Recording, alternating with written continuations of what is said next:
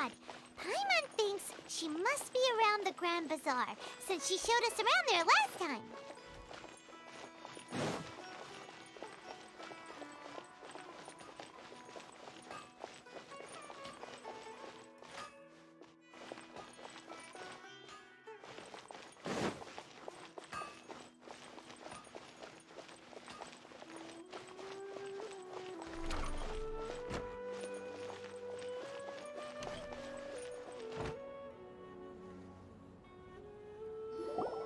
There she is! Dunyarzad, we're back! Just as promised, Traveler and Paimon. I'm so glad that you two came back to celebrate Lesser Lord Kusanali's birthday.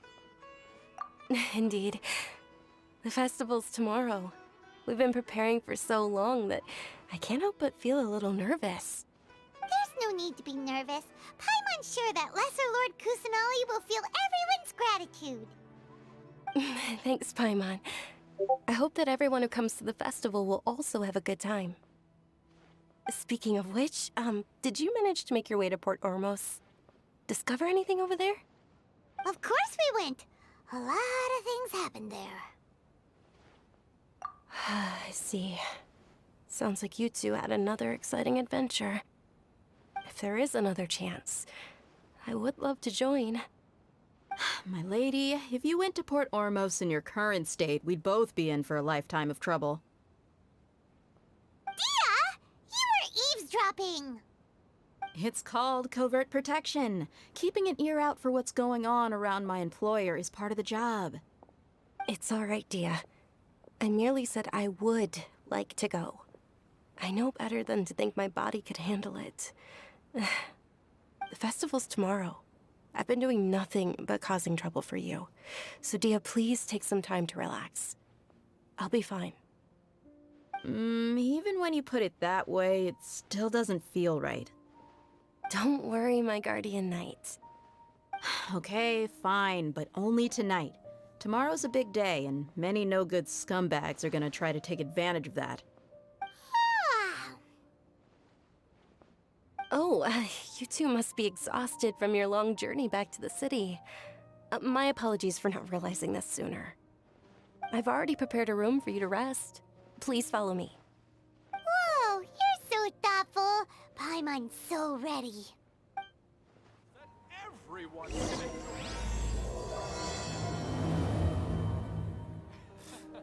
What's so great about Snezh Nyan toys anyway?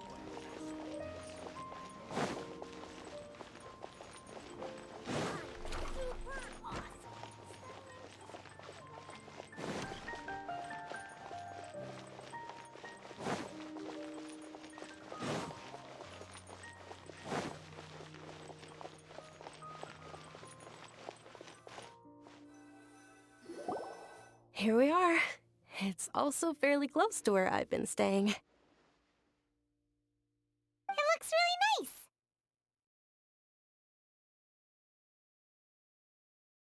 nice. Not at all. Just tell me more about your adventures when you next get the chance. That's Paimon's specialty. Paimon can tell you stories next time. Oh, if you don't mind, how about we all walk around together tomorrow? All of my friends will be working the festival, and Dia is still insisting on her covert protection. Yeah. It'll be pretty hard to relax and enjoy the festival if Dia's constantly hovering over you, right? Then let's meet at the nearby bazaar first thing tomorrow morning. Have a great night. It's a deal. Good night, Dunyarzad. I may be too excited to fall asleep tonight. See you tomorrow. Paimon's starting to really look forward to the Sub-Zero festival too. Will there be lots of yummy food? Oh, no. Thinking about food is just gonna keep Paimon up all night. The earlier we sleep, the better. Let's go inside, Traveler.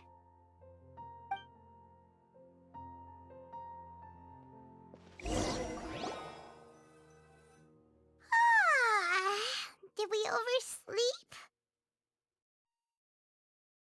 We should go meet Dunyarzad right away.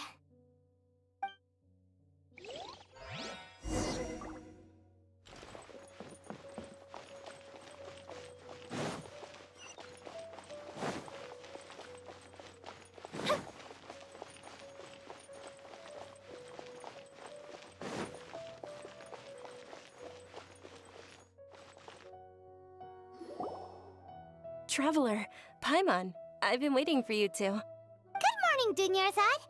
We must have overslept a little bit. Not at all. I arrived early. Today is finally here. I must cherish every moment as if it were gold. You've worked so hard for this day. You gotta enjoy it to the fullest. You know it. Oh, it's just that, as expected, I had some trouble falling asleep last night. I'm hoping my body won't be too much of an issue today. Well, shall we? Let's start with the stalls over there.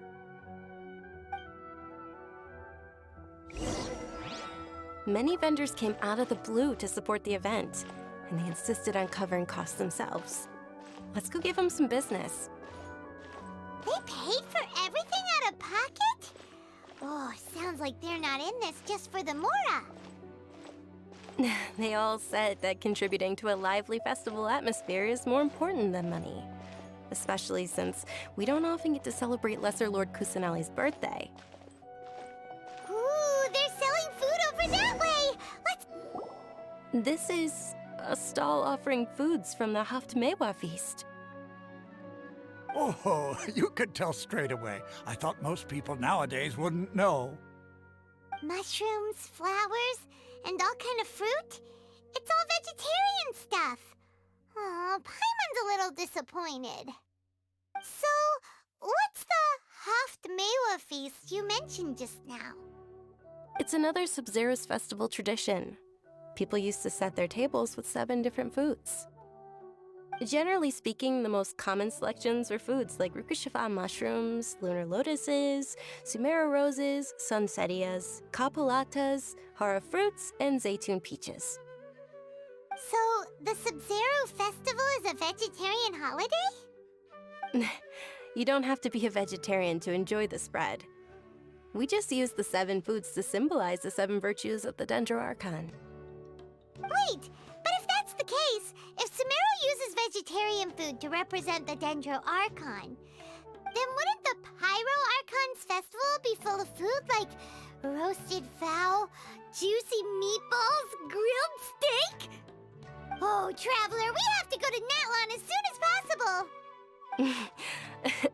I hope your wish comes true one day, Paimon. Thanks! Alright, how about we also check out some of these other stalls?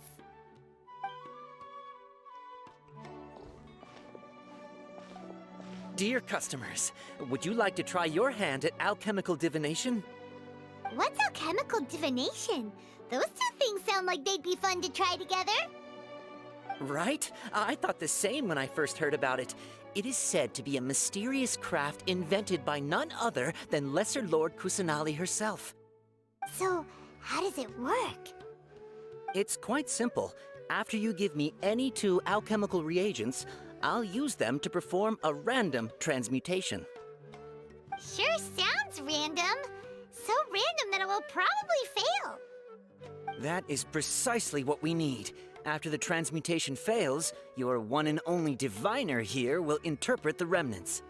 Well, according to Lesser Lord Kusanali, everything is interconnected, and all that occurs can be traced back to fate. You could say this is a pearl of old wisdom. Why does everything sound so much more credible when Dunyarzad says it?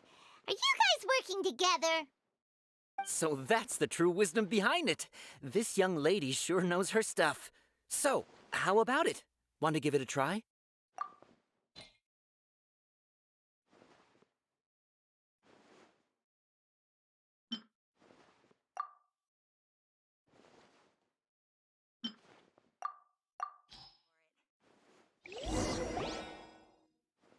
Okay, one moment. It's the moon. Paimon wants to take a look too! Is it? It looks more like a pie that Paimon bit into.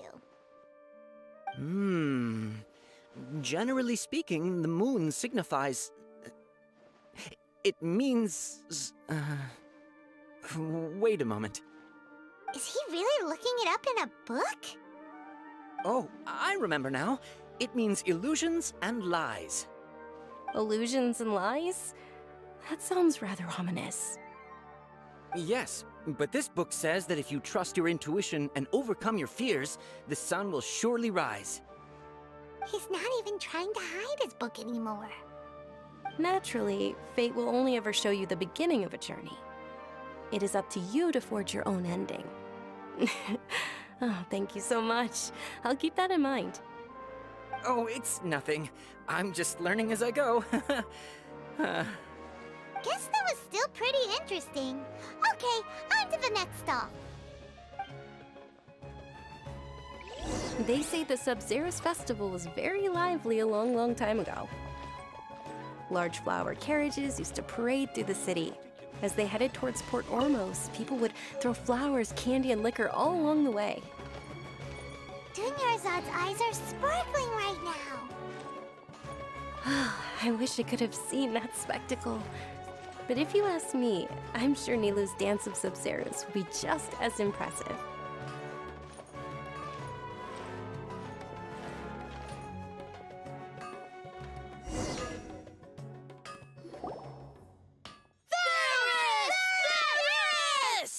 Attention! Soldiers, fall into formation if you want any Yalda candies.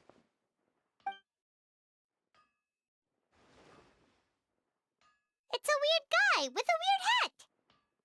Hey, it's Dunyarzad! Wow! Miss Dunyarzad, the children love you even more than the Yalda candies. In the few short days it took to prepare for the Sub-Zerus festival, the children have all grown very fond of you. The Hallowed Knight of Flowers. It's an honor that you know my name. Attention! In the name of Ferris, the Knight of Flowers, I commend you on your contributions to the glorious Sub-Zerus festival. All right, little soldiers, take your Yalda candies and don't forget your loyalty to Lesser Lord Kusanali. Dismissed! Yes, Knight Ferris! Just what is going on here? Ferris, the Knight of Flowers, is another Sub-Zerus festival icon, and one immensely popular with children. In the past, the actor portraying Ferris would also sit on a flower carriage. It's all thanks to Miss Dunyarzad's sponsorship that the children can make such wonderful memories today. As are we to you, Vihar. Oh, not at all. Oh, speaking of tradition, do you want some Yalda candies? They're a festival staple, and I happen to have some boxes readied here. Take a look and pick whichever one you want. Whichever one, don't these boxes all look the same? That is the fun part. Each box contains a random flavor. It's up to the luck of the draw. Flavors include lavender melon, hara fruit, sunsetia. Ooh, those all sound pretty good. And there's also lizard tail and oni kabuto. Huh? What's up with those two flavors? Oni Kabuto is a little spicier than Lizard Tail. Dunyarzad, you tried them before? Traveler, help Paimon pick one. Paimon wants the Sunsetia flavor. It's all right. Paimon believes in you.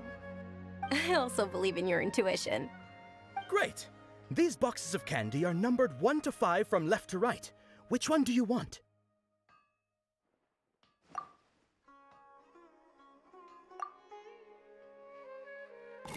Attention! That's unfortunately lavender melon.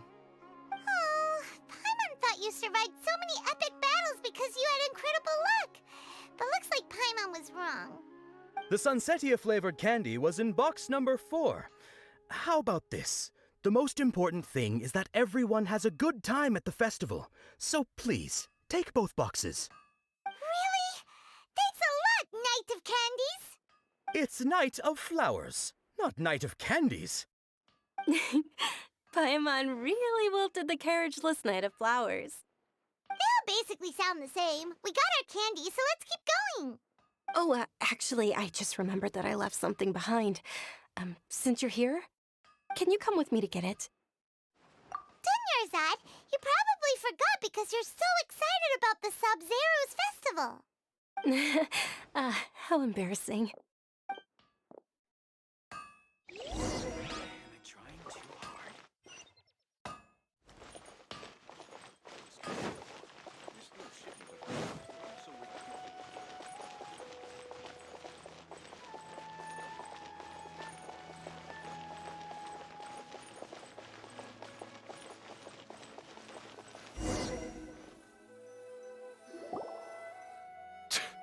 We're too late. Who knew the little lady was such an early riser? I know, right? Hey, wait a minute. Boss, isn't that her?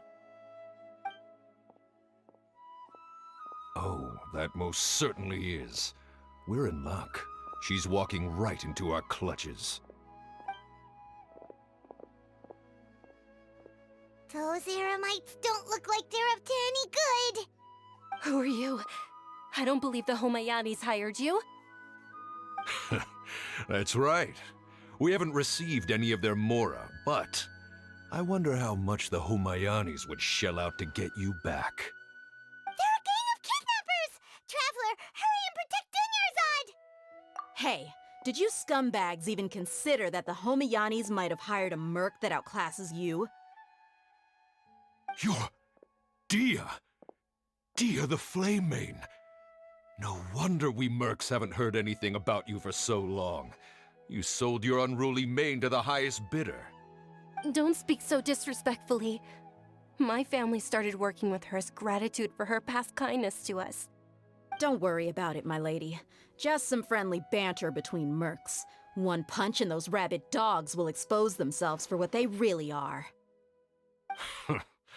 Aren't your claws all dull by now? Don't get too cocky! Traveler, take Miss Dunyarzad to a safe location. No, we're gonna stay and help. There's too many of them. You're right. All right, fine. Please be careful, Dia. Don't waste your time worrying about me. This is my job. Look out for yourself. After I've wiped the floor with them, I'll go find you all.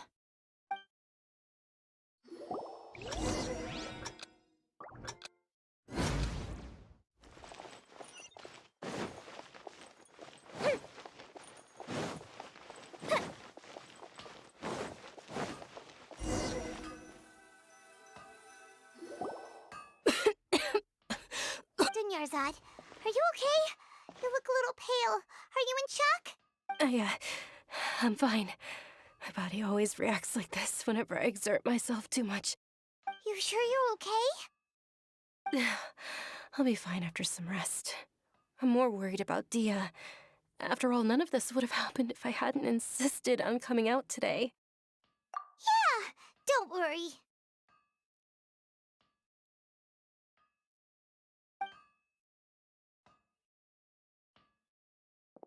My lady, Traveler, found ya. Dia!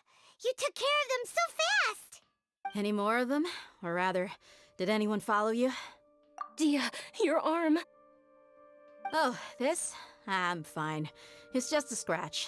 Normally, they wouldn't have been able to land a hit on me at all, but I'm still getting used to this new greatsword. Please, let me take a closer look. Come on, it's nothing. Us mercs aren't as fragile as you think. Hold on, you said something about a new greatsword. What happened to the one you were using before? About that. Well, I sold it, because I was low on mora. Stuff like this happens every now and then. It can't be.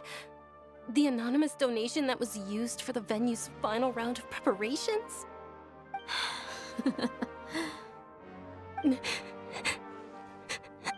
Hey, Miss Dunyarzad, I wasn't trying to make you cry. I'm not gonna lose my commission because I made my employer cry, am I? Okay, making your employer cry won't affect your commission, but selling your weapon without permission and getting hurt? I'll have to reevaluate your performance. You're so unreasonable, my lady. Thank you very much, Dia. Don't be like that. I get embarrassed really easily. Are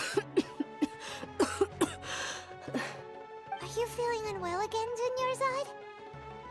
My lady, your condition. Traveler, can you take her somewhere to rest? I'll look around the area to make sure we're safe from an ambush. Truly, I'm sorry for the trouble, everyone.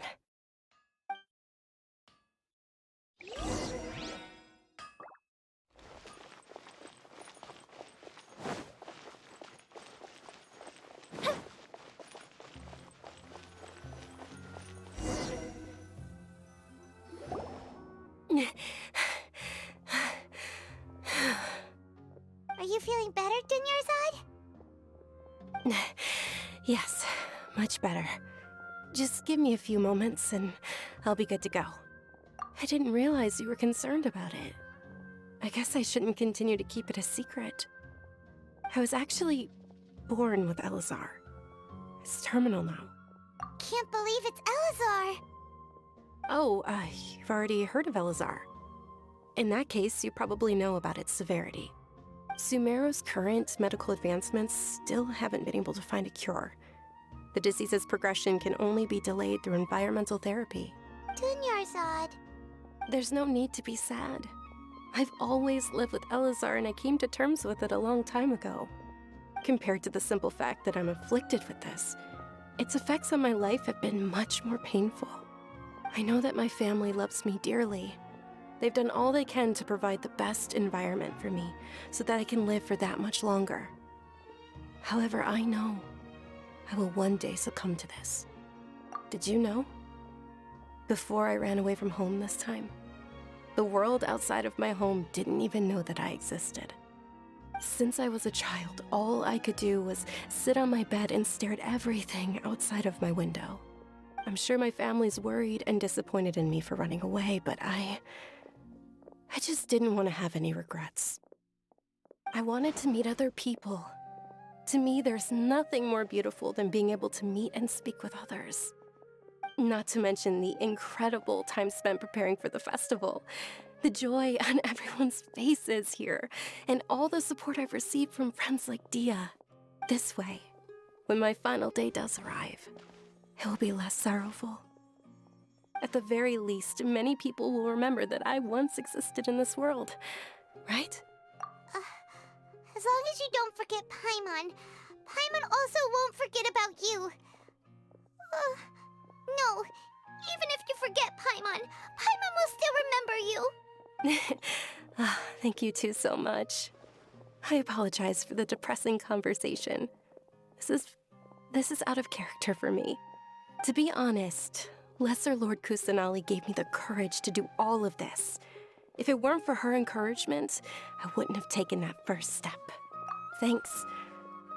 There will always be frustrations in life, but I know that the point of living is not to leave behind any regrets. Oh, right. Isn't it almost time? Huh? Almost time for what? Isn't the Dance of Sub-Zeros about to begin? It's the part of the festival that I've been looking forward to the most. Nilu will recreate that legendary scene with her most splendid dancing. And the Sub-Zeros festival will conclude amid everyone's applause and blessings. And with that, my wish will also... Then what are we waiting for? Let's go to the stage! Yeah, we should still make it in time.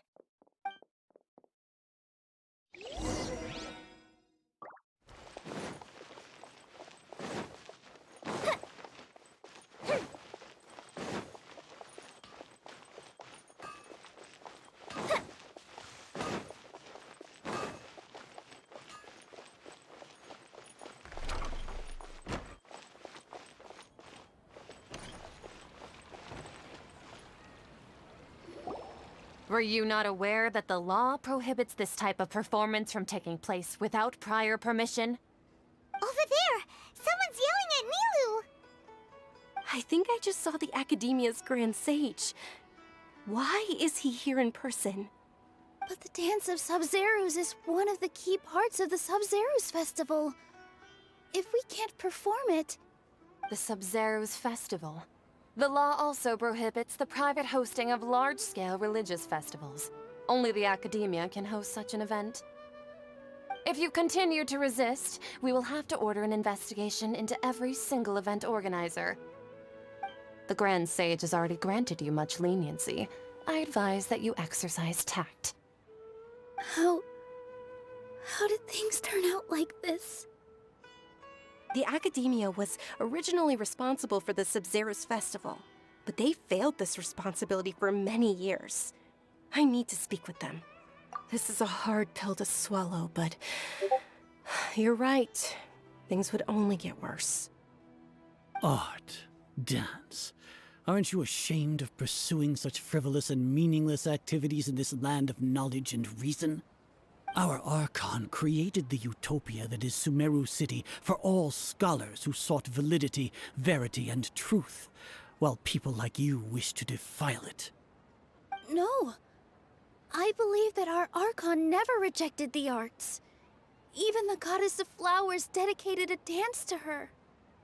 With your lack of intellectual credentials, I do not believe you are qualified to debate with me. What you should be doing is finding workers to tear down this ridiculous eyesore. When we return, have the scribe draft an ordinance before the next Nyargarbaha Day that prohibits public art performances. We will announce it to the public later via the Akasha. Understood. I will inform him when I return. The Sub-Zeru's Festival. Go celebrate the birth of that god to your heart's content. Nilu, are you okay? Oh, Dunyarzad. You all saw that just now? The Grand Sage ordered us to stop the performance. Yeah. Let's go somewhere the Academia can't find us and perform there. But how do we let everyone know?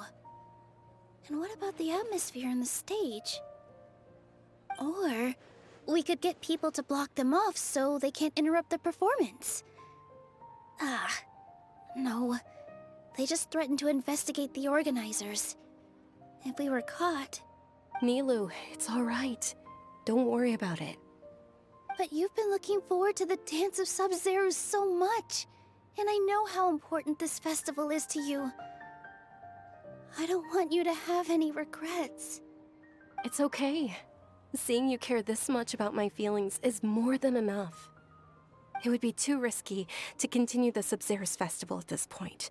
I don't want to get everyone in trouble. If you say so. But you can sneak out for the next Sub-Zero's festival, right? We'll make sure the next one is a smashing success. The next one. Yes. Okay, it's a promise. It will be a smashing success. I can't believe this is how things turned out. Those heartless geezers. It really is okay. There's nothing we can do about it. Still, I'd be lying if I said I had no regrets. I would have loved to see Milu's dance.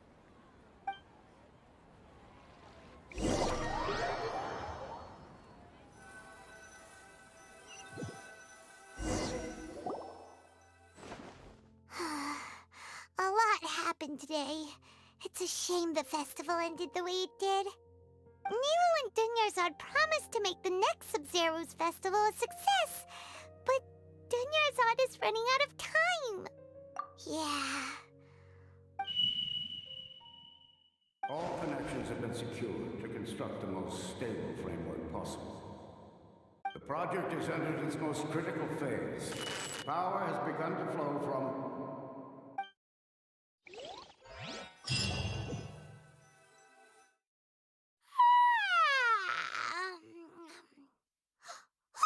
We're gonna be late! It's all because you wouldn't get out of bed! We should go meet Dunyarzad right away!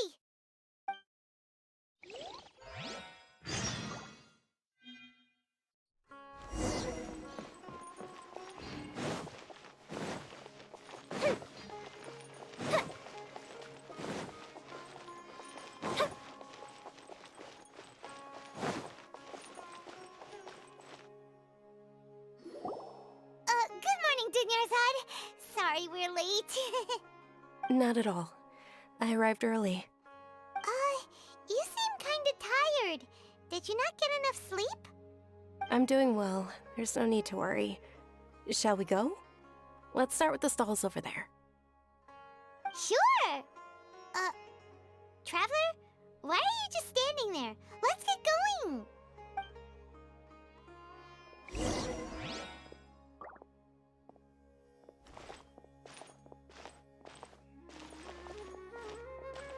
Ooh, they're selling food over that way! Let's go take a look!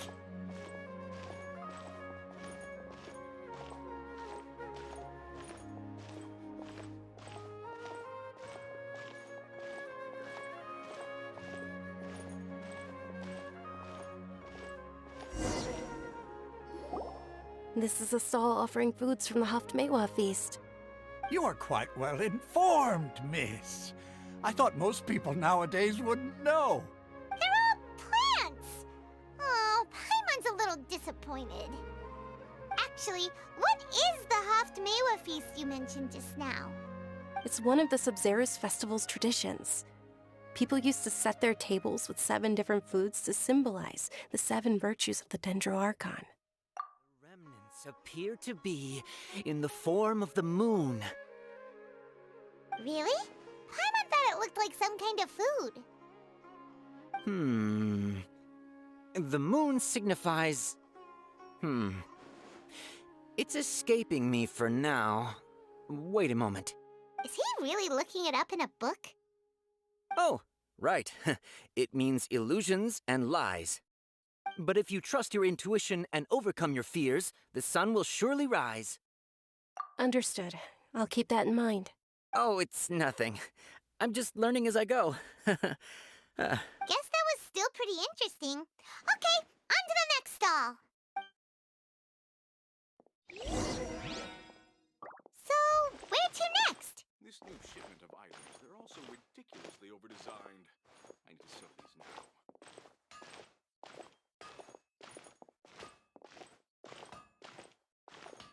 Trust me, just take my word for it.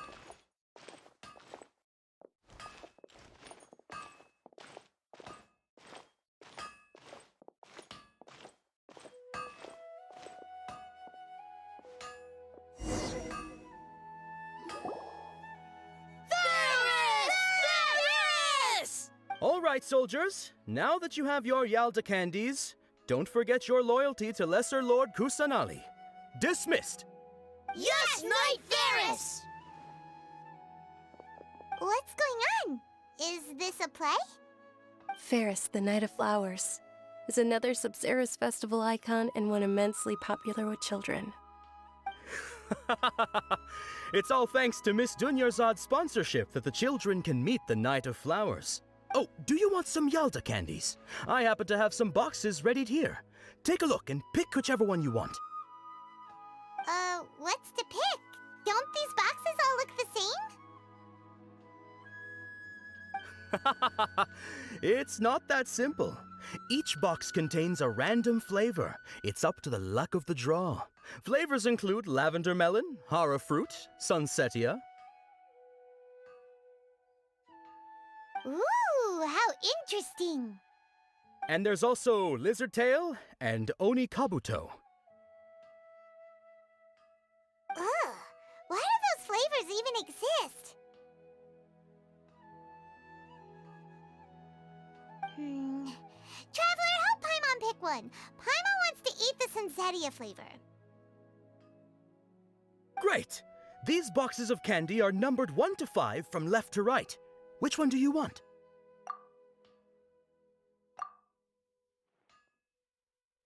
Ah, excellently chosen. Number 4 is indeed Sunsetia.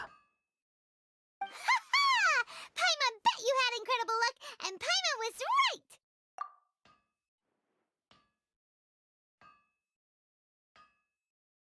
Huh? How's that possible? It's obviously random. Maybe we didn't sleep very well last night. Or maybe we slept too much. Oh, sure. Huh? Where are you going? You're just gonna walk off like that?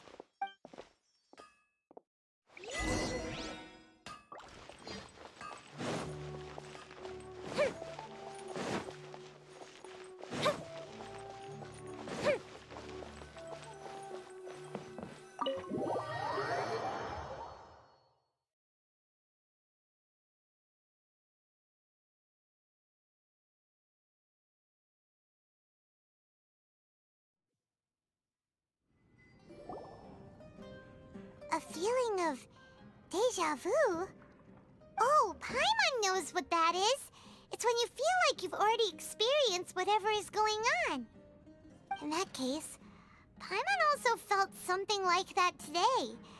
But that's just our brains playing tricks on us, isn't it? So why'd you run here in such a hurry? So that's it.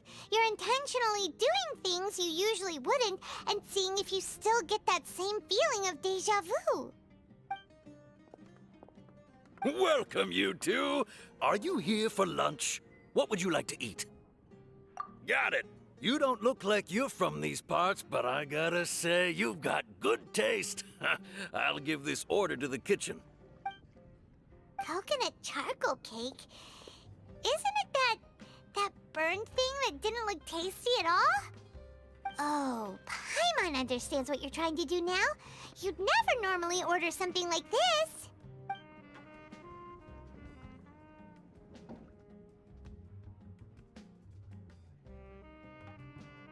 That thing? Are you really gonna eat it? Isn't this going a bit too far?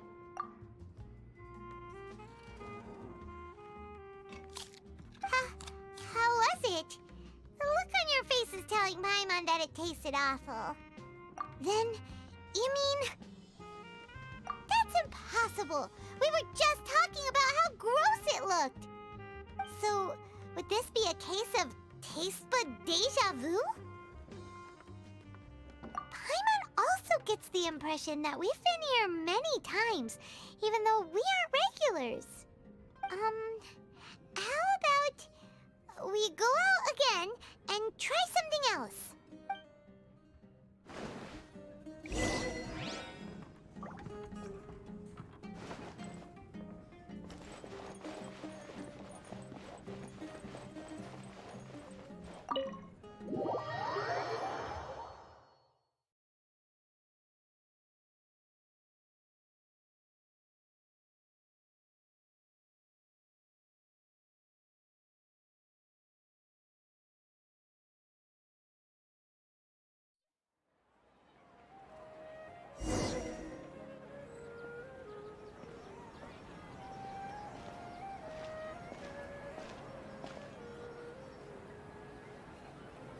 Hey, Dunyarzad is sitting by herself on that bench over there.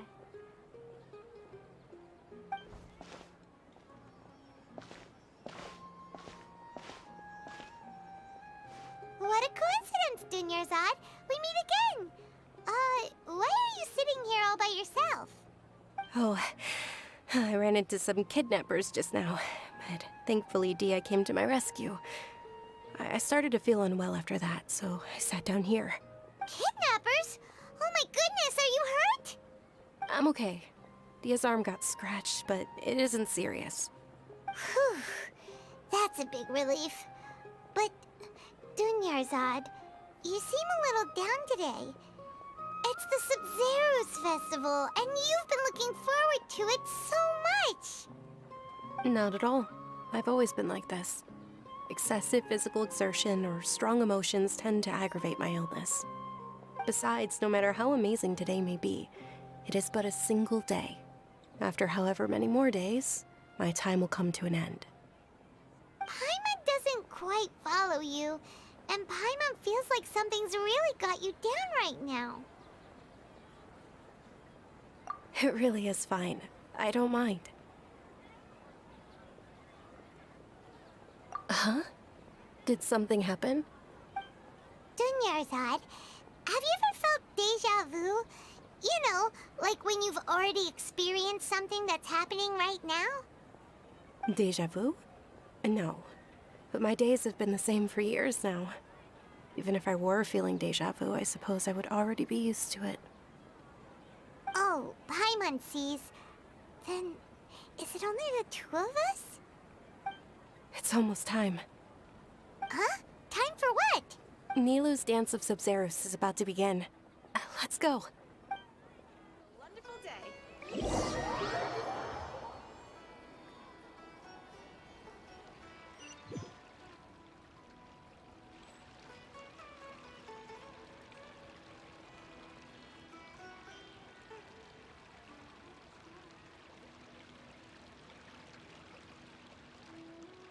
With your lack of intellectual credentials, I do not believe you are qualified to debate with me. What you should be doing is finding workers to tear down this ridiculous eyesore. When we return, Have the scribe draft an ordinance before the next Nyagarbaha Day that prohibits public art performances. We will publicly announce it later through the Akasha. Understood. I will inform him when I return. The Sub-Zeru's festival. Go celebrate the birth of that god to your heart's content.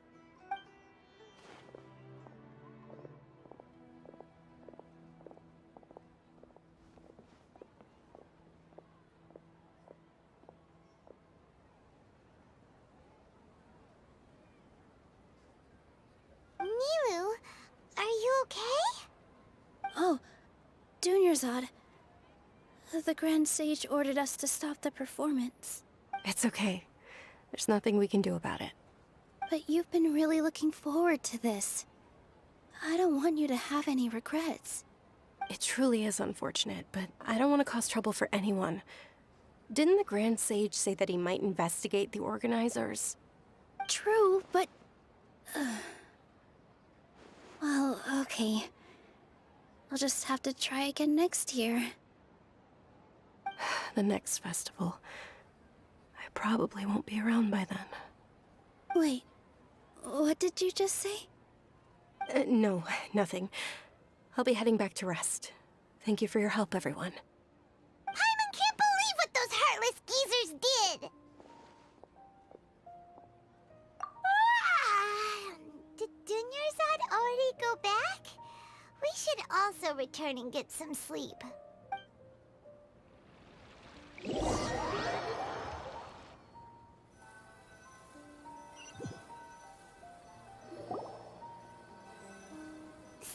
in the end, you still couldn't figure out what that deja vu feeling was all about? Maybe it really was because of exhaustion. Same here. That's why Paimon stopped thinking about it halfway through the day. Then, how about we settle in and get a good night's sleep? For now, we can chalk things up to exhaustion. We can do more thinking tomorrow. Observing a modest drop in the output of Jnana energy, but values still remain within normal parameters. Continue to monitor for variances in the data and find the cause as soon as possible.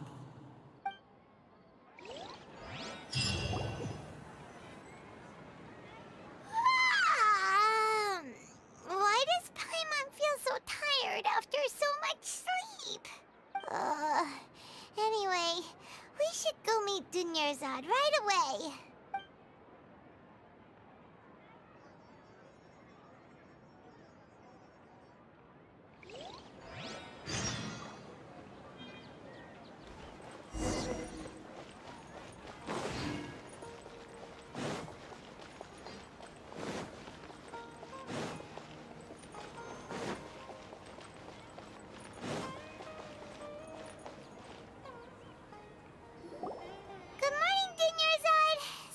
Keep you waiting. Not at all. I arrived early. Huh? Paimon thinks you sound kinda tired.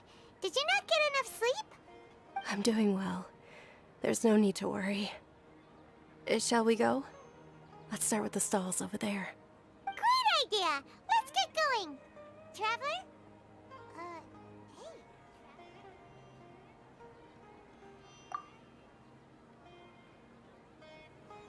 Hey.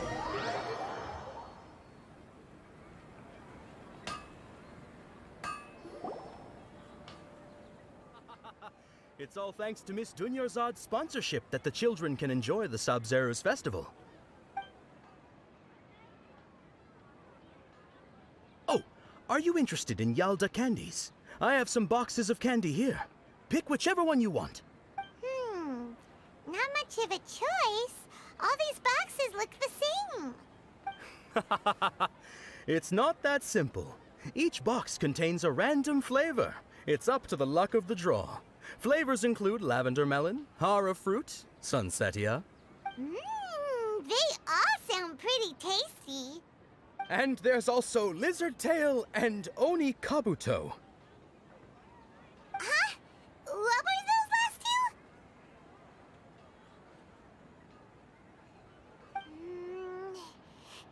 help me choose. Paimon wants to eat the Sunsetia flavor. No problem. These boxes of candy are numbered 1 to 5 from left to right. Which one do you want? Oh, I like your confidence. No hesitation at all. Oh, congratulations! Number 4 is indeed Sunsetia.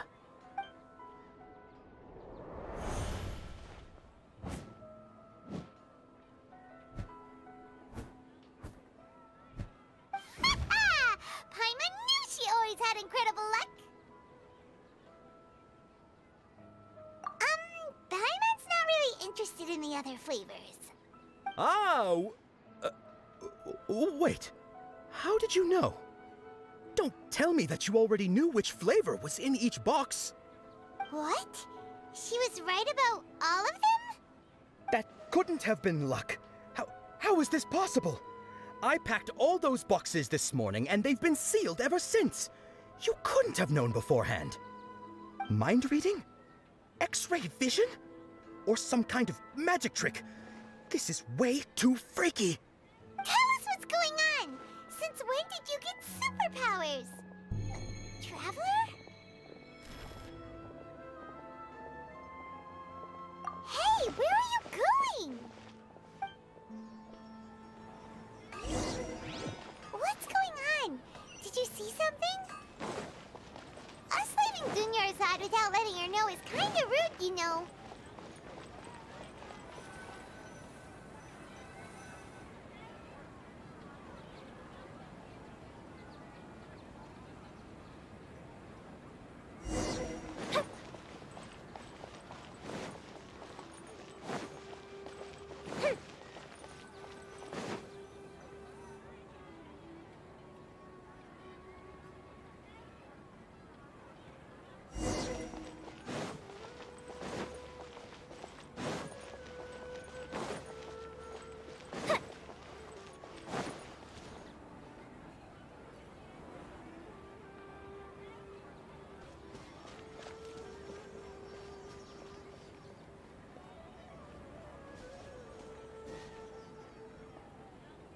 What are you looking for?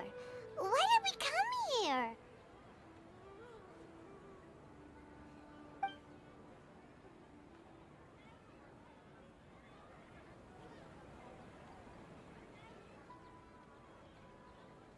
Traveler?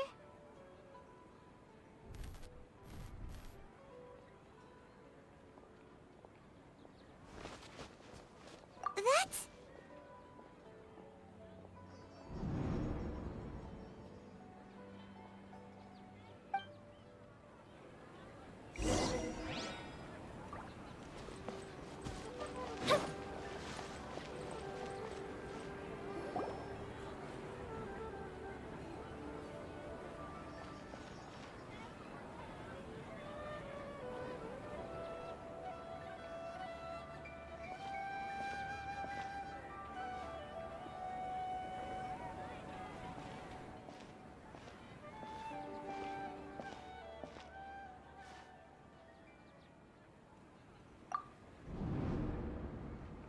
Look!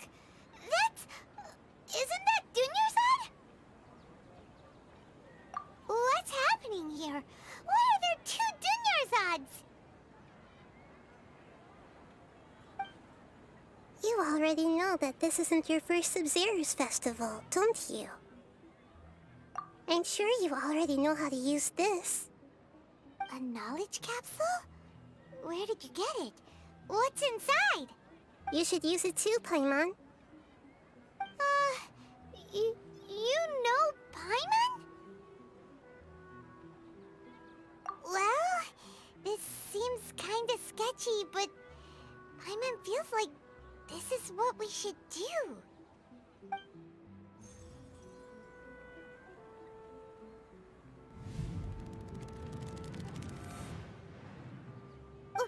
What the? This is our 20th time at the Sub-Zero's festival? Huh? No. The 30th? 40th? Just how many times have we been to the Sub-Zero's festival? Have we been trapped in a single day? If it weren't for you, we wouldn't have even realized.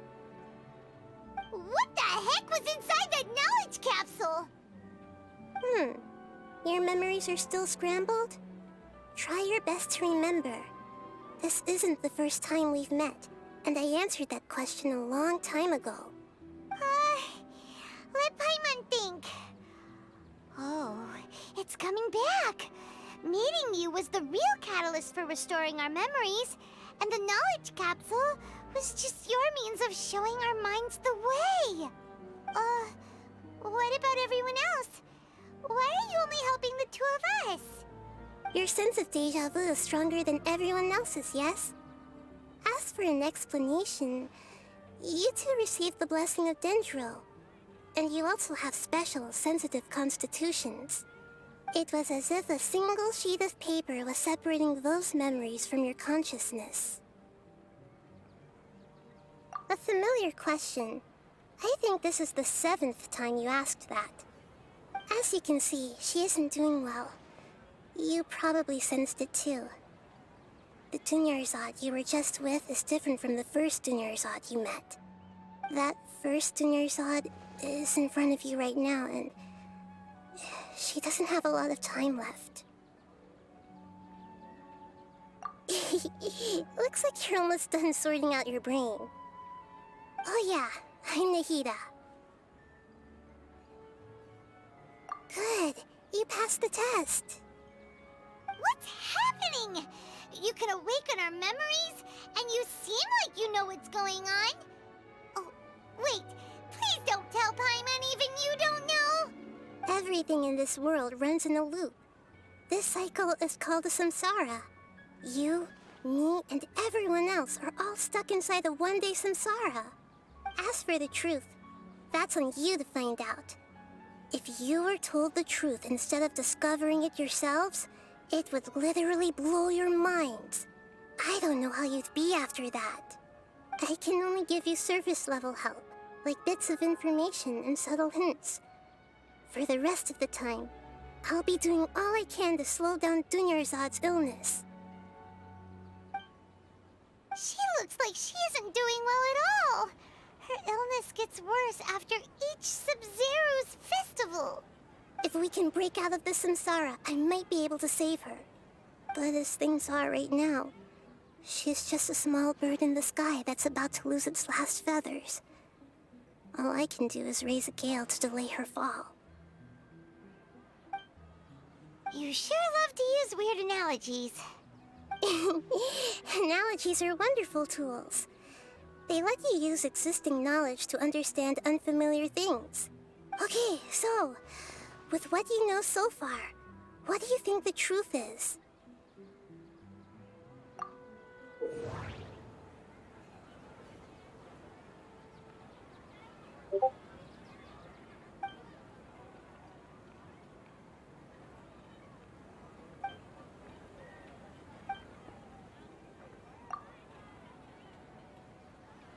We've already experienced the Sub-Zero's festival many times, and the day of the festival seems to be in a perpetual samsara.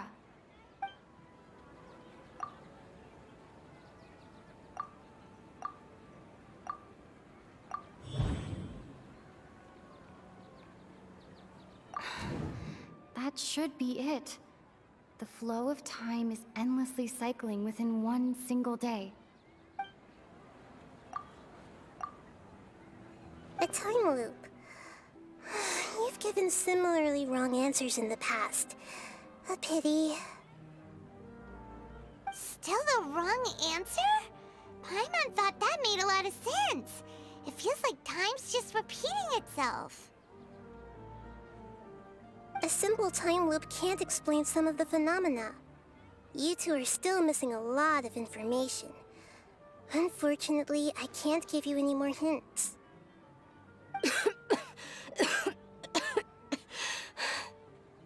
Dunyarzad. The Sub-Zero's festival is happening every day, but that doesn't mean we can waste an infinite amount of them. Hurry and find the truth before today's festival ends.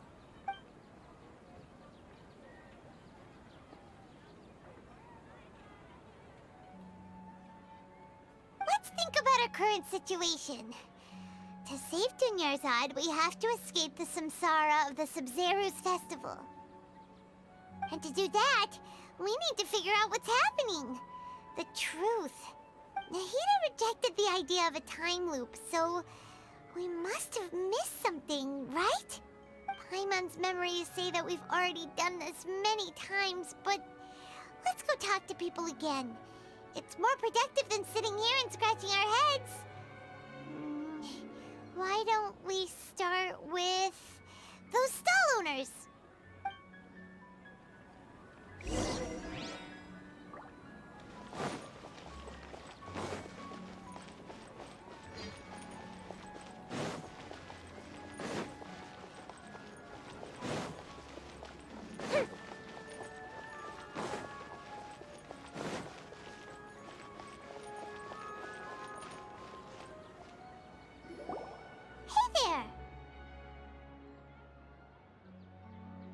Hey, it's you guys again. Where's your cultured friend? She's feeling a little unwell. I see. Did you come back to buy something? I guarantee the freshness of my products. I harvested them from the forest just yesterday. Huh? What brought this about? I hurried back from the forest yesterday, and I'm selling produce here today. I haven't felt anything strange. To put it another way, if you really think about it, was yesterday truly yesterday? Did you actually come back from the forest yesterday? What kind of philosophical nonsense is this? Are you two daydreaming? Didn't you know that no one dreams in Sumeru? Go somewhere else if you want to find someone to daydream with. He actually has a point. Is this a dream? Is everyone dreaming? True. It's so weird that people here don't dream. Why is that? Anyway, if this all really were just a dream, we would have woken up a long time ago. Let's keep asking around.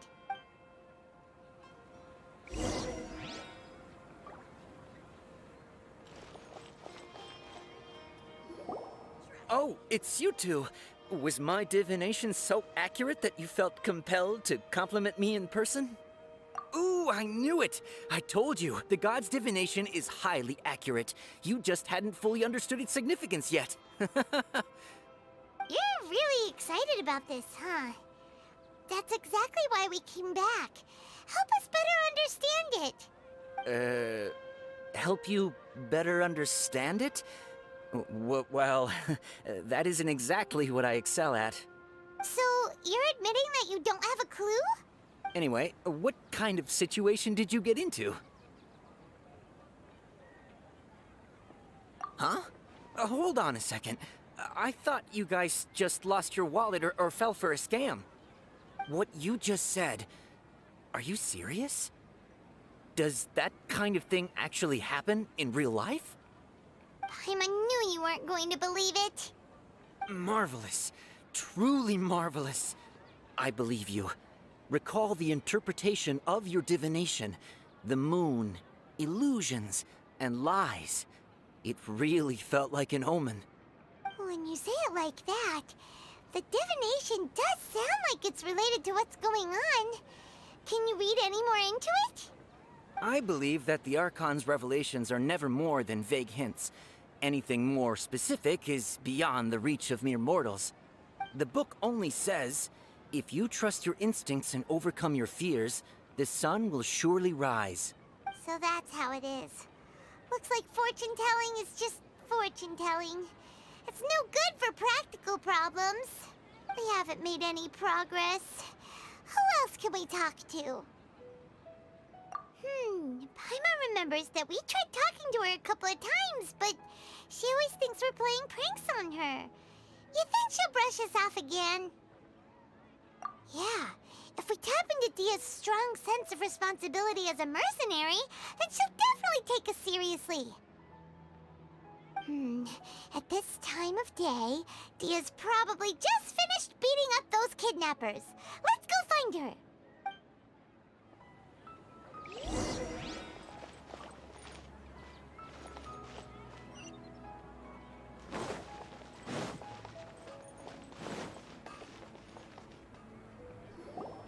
I'm fine, my lady. It's just a scratch. Perfect timing. Both of you are here. Paimon, Traveler, you came at just the right time. Listen, there was a dangerous Huh? You saw? Then why didn't you jump in earlier? If someone was protecting Miss Dunyarzad, I could've went all out. Anyway, can you do something for me? You want the Traveler to take Dunyarzad somewhere to rest up while you check to see if there's still any kidnappers around. Did Paimon get that right? How did you know what I was going to say? We need to say something convincing. Dia sold her greatsword to raise additional funds. And then she was injured because she wasn't used to her new weapon.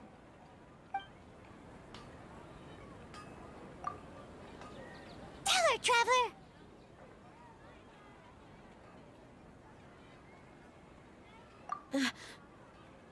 I didn't tell anyone about that. Including Miss Dunyarzad. You couldn't have known. And just now, you literally took the words right out of my mouth. What's going on? All right, so this is the situation.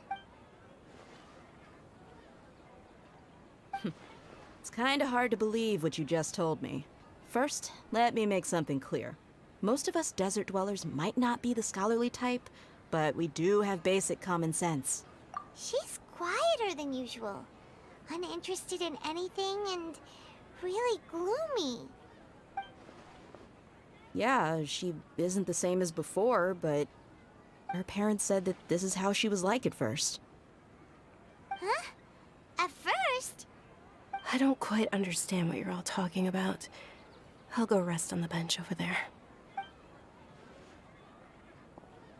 My lady, are you angry? All right, I'll give you the benefit of the doubt since you knew about my greatsword. Let's make this a quick trip. Miss Dunyarzad isn't completely safe here.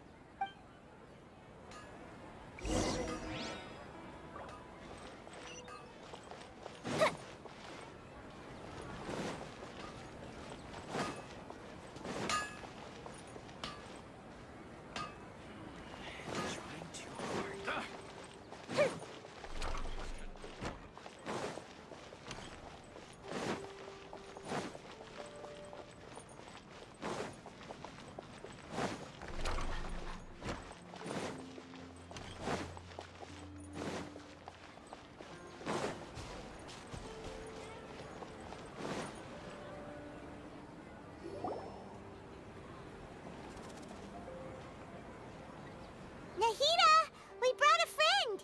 Are you busy? I thought I told you that it won't help to bring anyone here. We just wanted her to see the real Dunyarzad's condition. The real Dunyarzad? Where and who are you talking to? Huh? I told you that you two are special. Other people can't see me or Miss Dunyarzad here.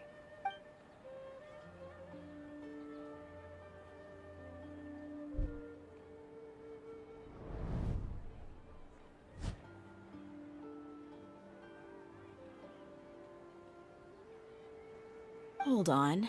Over there. Is that? Wow. How perceptive. Does she have invisible antennae? Miss Dunyarzad, she's lying down here, isn't she? How's she doing? Her condition's really bad, and she's basically in a coma. How did you know she was here? I can sense her aura. There are also lingering feelings of something like regret or disappointment. What happened? Do you believe us now? The Sub-Zero's festival has been repeating itself. So, you think the sages are behind this? Yeah, they've always been against us. Wouldn't surprise me if they're using the Akasha to intentionally repeat the Sub-Zero's festival as a sick joke. You have a point. Aside from the Dendro Archon, the Academia's sages are the only ones in Sumeru who could pull off something like this. Maybe there's more to the Akasha than we know. Right! Didn't you awaken our memories using something that looked like a knowledge capsule?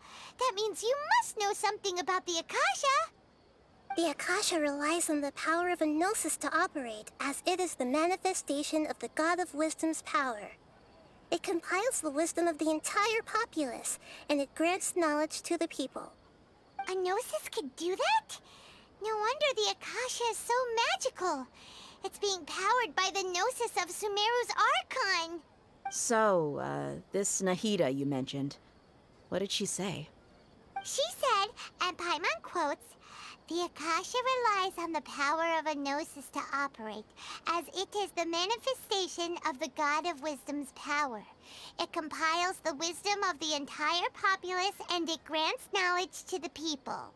Compiles the wisdom of the entire populace and grants knowledge to the people. Wait. I get the grants knowledge part. That's what people have always used the Akasha for. But compiling the entire populace's wisdom? How does that work? Did she mean that the sages enter new knowledge into the Akasha? Oh, yeah. That sounds about right. What do you think?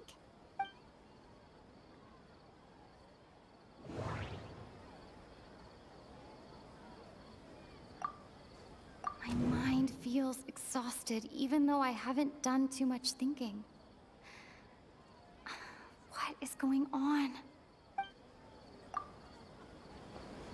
You mean the Akasha is causing our mental fatigue? Huh. Now that I think about it, my head's been feeling unusually heavy.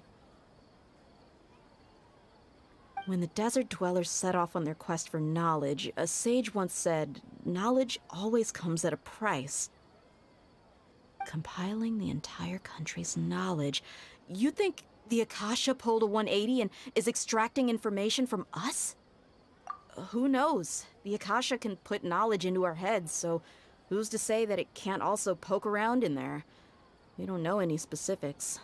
What's the point of doing something like that? Just think about it. If you could combine the knowledge of every single person in Sumeru, then you can basically turn Sumeru City into a single massive brain. This hive mind could make breakthroughs in problems that even the smartest geniuses can't crack. An excellent deduction. And the analogy comparing Sumeru City to a massive brain? I love it. In that case, we should take off our Akasha terminals right away. Maybe that'll solve this problem. Yeah, I was only wearing this for show in the first place. Didn't expect the sages to cook up such a conspiracy. Mark my words, when this is over, I'm getting evidence and exposing this whole thing to the public. How does everyone feel? Huh? What is it? Oh, that! Paimon knows what you're talking about. It's a single soft beep that sounds like it's coming from the Akasha terminal. The sound of a beep. Could it be a prompt tone for when the Akasha is operating? That's probably an important clue. We weren't using our terminals, but we heard a beep anyway. Traveler, did you hear that? I heard it too. Our ears aren't messing with us. There was definitely a beep, but it sounded like it was coming from inside my head. We took off our Akasha terminals.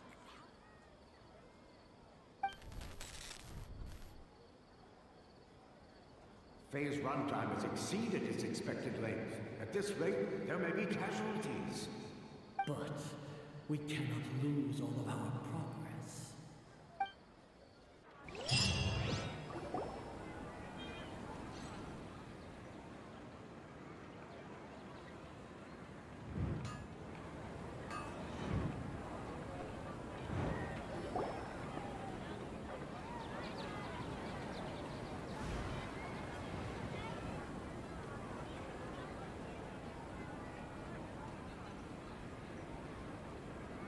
Paimon remembers everything! Good. You adapted quickly this time.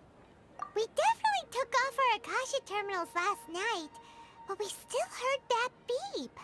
Why's that?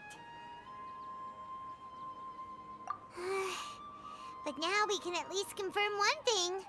The Akasha definitely has something to do with whatever's trapping us in this cycle. Oh, Paimon doesn't get it. Why would the Akasha go this far if all it wants is everybody's wisdom?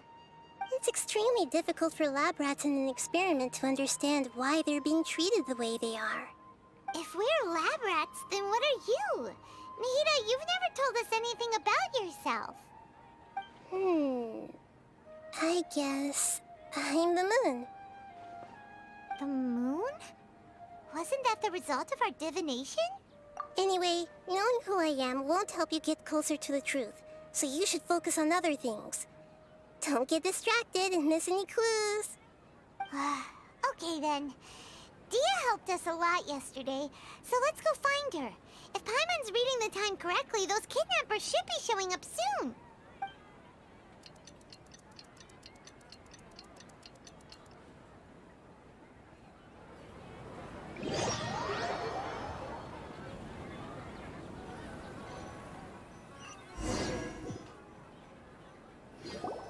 Ah, there you are. I've already taken care of those kidnappers. My lady, did you get hurt?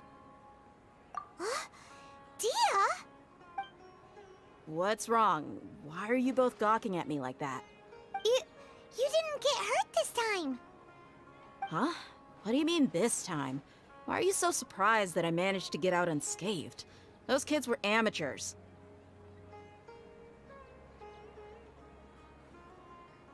Shh! How did you know about my greatsword? I haven't told anyone about it. Please, don't tell Miss Dunyarzad.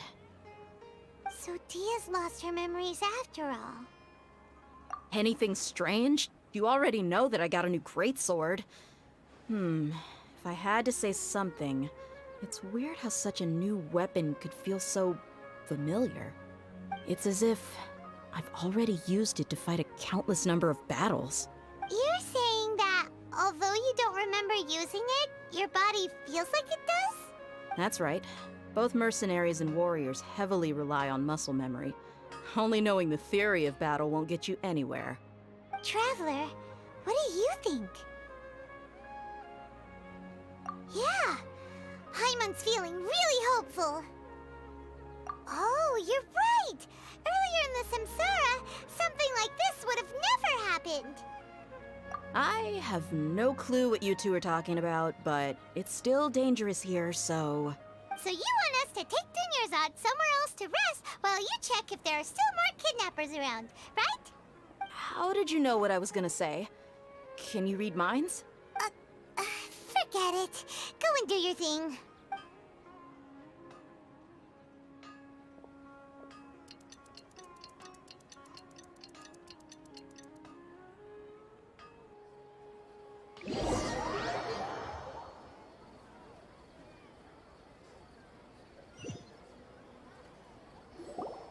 Whew.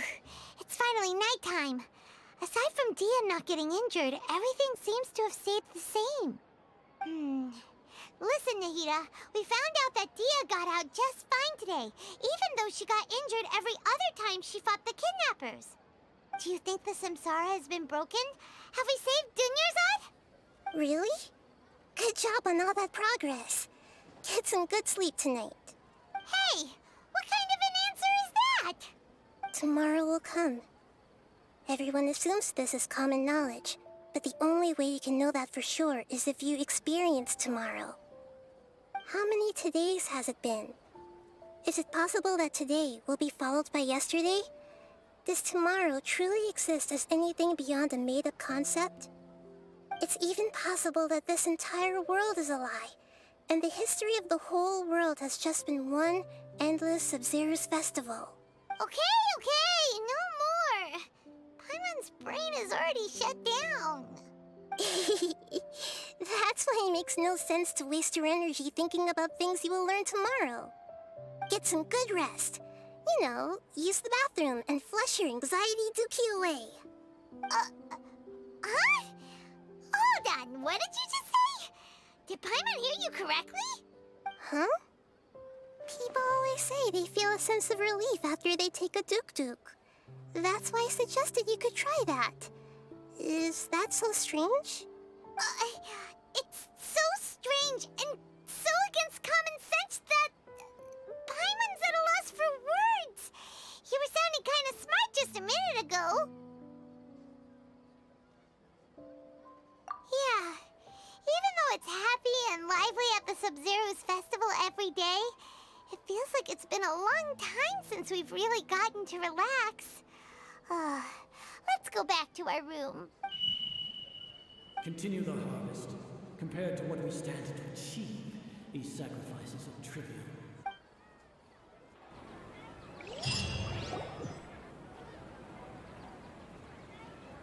We're still in the same day! Nahida, you already knew last night that we didn't break out of the Samsara? Why did you tell us? Would there have been a point? You would have spent the night with new worries, with tomorrow still out of reach. In that case, you might as well rest within that brief moment of hope. An opportunity like that doesn't come by often, and I thought it might help you clear your minds. Paimon thought the Duke did that! Whatever. Guess you were looking out for us after all. Of course. In the time we've been together, you two have been everything to me. Paimon's flattered and everything, but maybe you're taking things a little fast.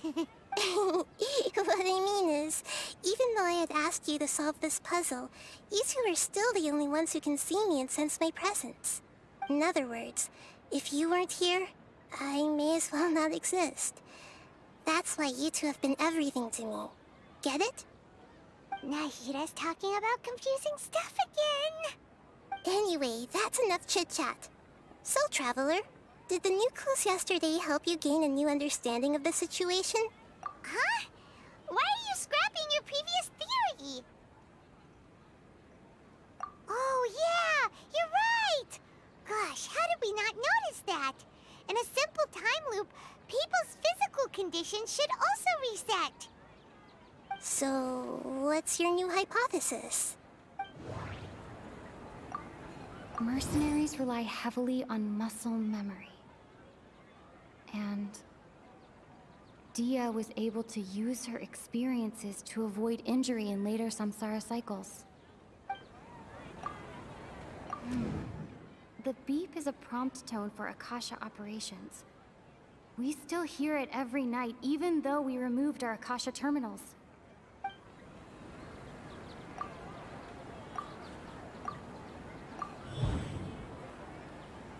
If all our memories of a day are erased at the end of that day, then we would unwittingly relive that same day again and again.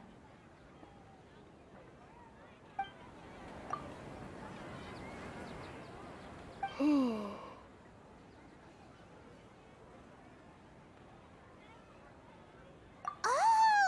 Then the beep we hear every night could just be indicating the deletion of our memories. That's why when we wake up, everyone thinks the Sub-Zero's festival hasn't happened yet. It's already the next day, but everyone still thinks it's the day before. But muscle memory can't be erased. That's why Dia has been getting better at using her greatsword. Now everything makes sense. A brilliant deduction. Nahida, tell us if we're right or wrong. To put it simply, it's as if you've mistaken a pyrocrystal fly for a firefly in the night.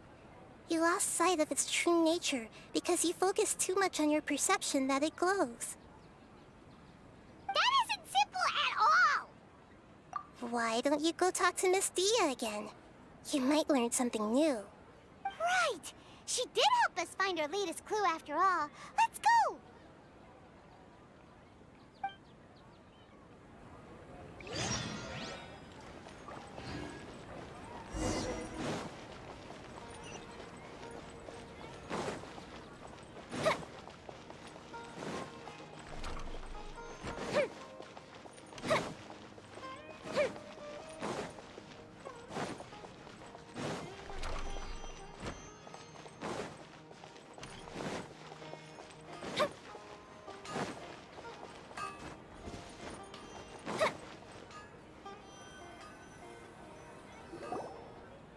There you are. Really took me a while to find you. As expected, Dia also didn't get hurt today. Get hurt? Why would I? Don't underestimate me. Well, you're still getting used to your new greatsword. Huh. Truth be told, I also think it's pretty strange. It just suddenly felt so familiar in my hands and... wait a second! How did you know I got a new greatsword to begin with? I didn't tell anyone about it. Traveler, could you explain the situation to her today? Paimon's gotten a little sick of doing it. Oh, that works.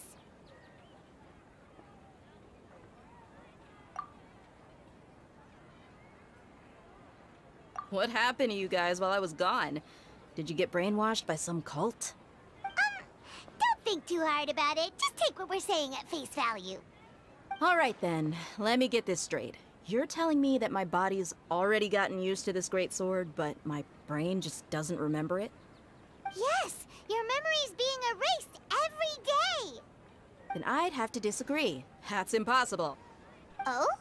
Why do you think that? If we've actually been reliving the Sub-Zeru's festival day after day, then what happened to the things we used, the money we spent, the food we ate? Common sense says my wallet should have emptied itself a long time ago. There's no way I wouldn't have noticed that.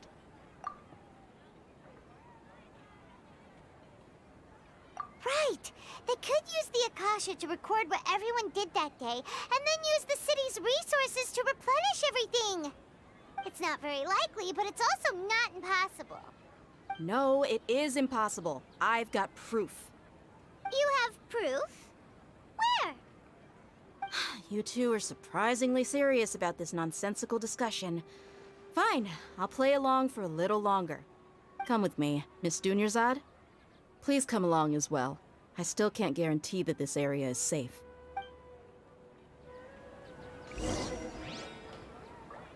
Paimon can't believe it's Dia who wants to show us something this time. 2 days ago, we were the ones taking her to see Dunyarzad.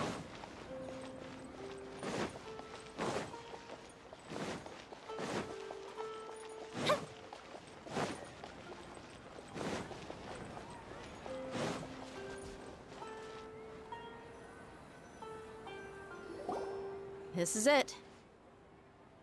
Huh? This is a wooden training dummy. What about it? See those marks on the dummy? Those are the result of several days' worth of practice. Let's say the sages didn't replace it every day. Shouldn't it be hacked to pieces by now? That's true, but what if they did? Then the sages would have had to reproduce every mark I left during previous training sessions. I'm a professional fighter. My martial school has always emphasized the importance of refined control. The force, angle, and entry point of each strike is calculated and deliberate. That's why I remember every mark on the dummy, as well as my state of mind as I made each strike. It's just as they say, each swordsman has their own unique style, and even the same swordsman can't make the same cut twice. It would be impossible to copy these marks. Is it really impossible? What if they used some fancy machine to carve every single mark? People often say that a camera's photo can never replace an artist's painting because the former has no spirit to it. The same thing applies here. At a mere glance, I can differentiate carved marks from the results of combat training. Whew, I hope that cleared things up for you. Hey, is this that new brain-exercise game that's been super popular with the scholars lately? It's surprisingly fun. Anyway, it's getting late. I should escort Miss Dunyarzad to Nilu's stage. See you later. Well, back to square one. Is our memory deletion theory also wrong? But at least we've reached some other conclusions in the meantime. Yep, that's true. So, can we think of any new ideas right now? Strange? Paimon feels like everything's been strange lately. Huh? Leaving the city? You're right! It's really strange how we never thought of such a simple solution! Many things should become clear if we can confirm the flow of time outside of the city. Paimon can't believe it! Did we miss this because we're tunnel visioning too hard on our other theories? Or because we're just too tired? How about we go back and ask Nahida? Maybe we've forgotten something about leaving the city.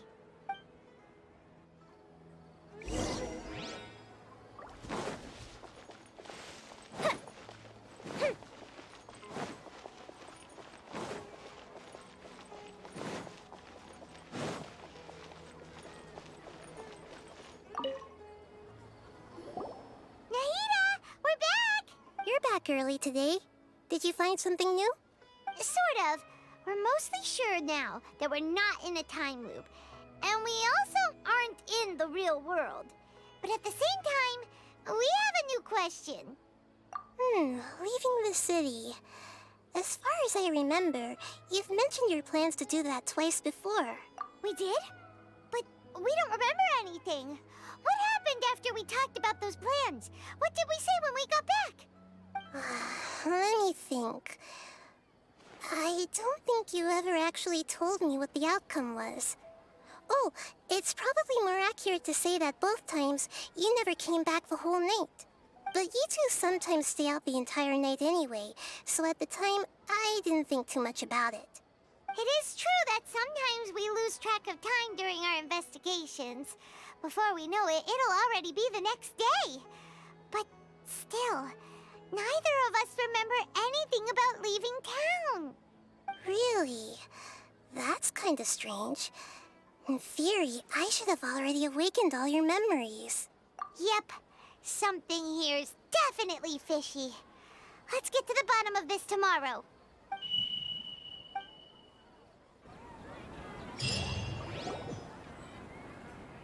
Our memories are back! About that... Well, where should Paimon begin? Traveler, aside from your memories that were just restored, I have another message for you. Listen to it and you'll understand. Can't go back. There are countless spaces here. Our Sub-Zero's festival in Sumeru City is just one of them. Traveler, you should be missing 2 days worth of memories. Paimon will fill you in. It's time to carry out our plan from yesterday. Okay, let's go!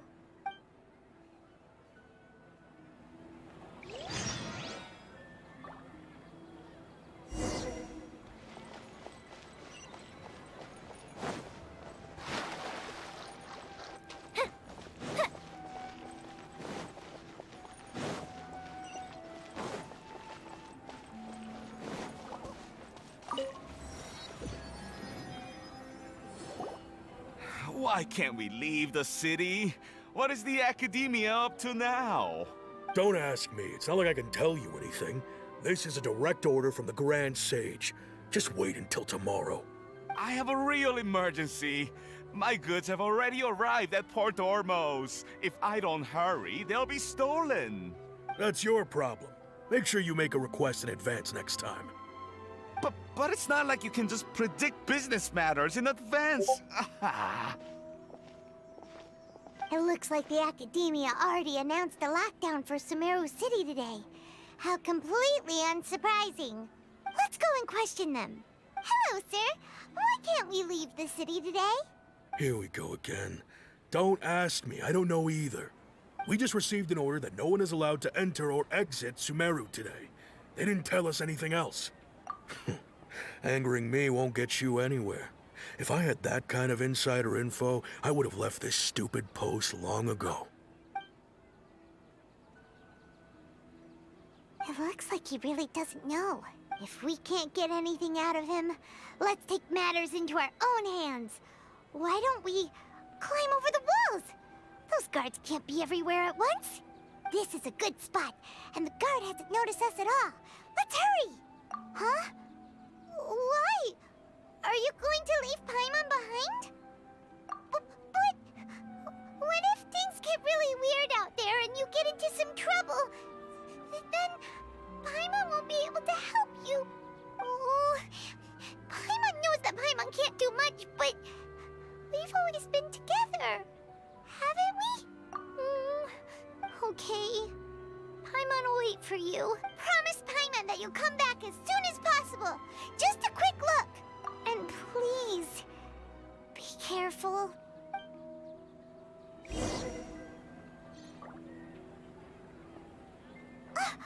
Memories!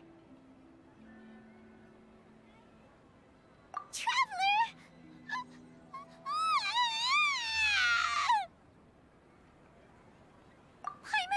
Paimon would never see you again! You just disappeared! Paimon waited for you for hours and hours at the city wall and you never came back! You promised Paimon that you were only taking a quick look! Paimon, calm down. She's here now. I don't think she understood what you were saying. Paimon doesn't care! Paimon wanted to go look for you, but you also said that Paimon should stay! Paimon was so worried and so scared the entire day!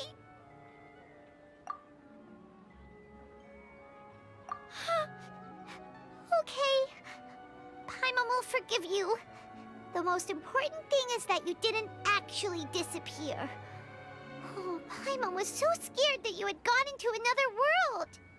Okay, Paimon, can you tell us your perspective of what really happened yesterday? I see. Using two people's different perspectives. After that, you left the city. Paimon kept her eyes on you the whole time, but then you disappeared in an instant.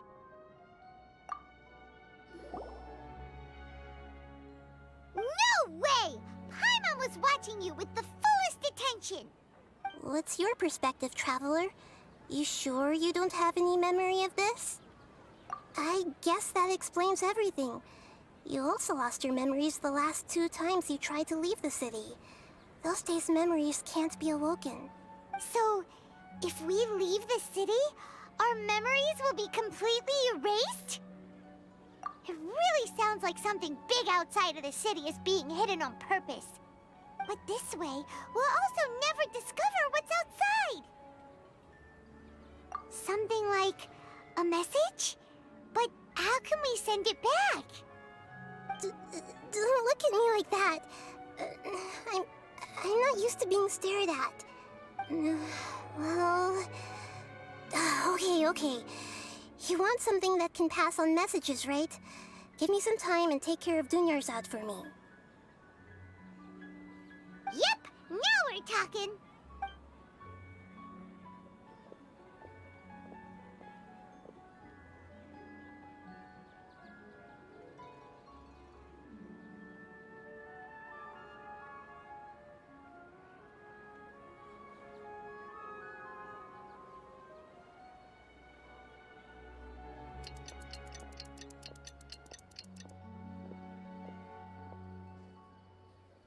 I'm done. Here you go. What? Isn't this just an Akasha terminal? I made some little changes. Akasha terminals are already capable of sending messages. I just tweaked it so that it could connect to any node.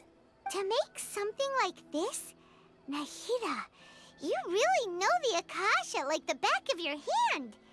Anyway, we can use this now to record a message, right? Yep. I'll help you save the messages. It should be pretty easy to use. I just can't guarantee the user's status and signal coverage when they're outside the city. We'll never know until we try. At least we're taking the initiative now. Let's go then. Let's expose those sages. All right. Paimon isn't as worried about being separated since it happened once yesterday. But Paimon still isn't happy about it. Okay, see you tomorrow, Traveler. That covers everything that's happened so far. Yes, although the signal was choppy and had some interference, we still managed to receive 2 messages from you when you were outside. Okay, now that you understand what's going on, let's hear the messages together.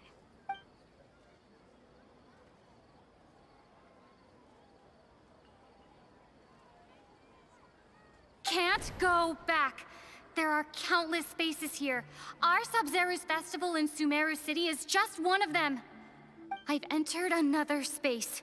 Before me are flowing sandstone and howling fish. Impossible and surreal sights. All these spaces are empty, except for the occasional ones that contain mute puppets rather than people. I can't sense any human presence.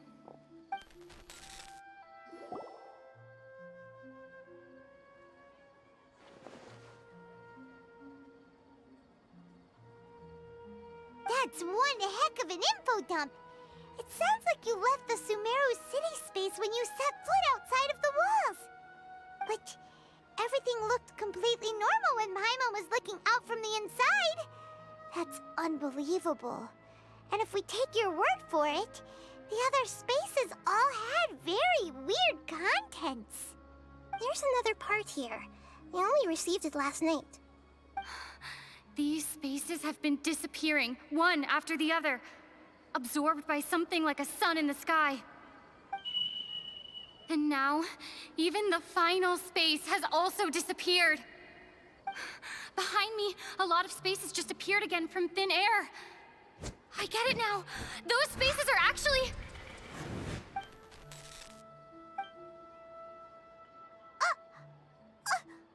Why did the message end right there? What did the Traveler want to say? What are those spaces?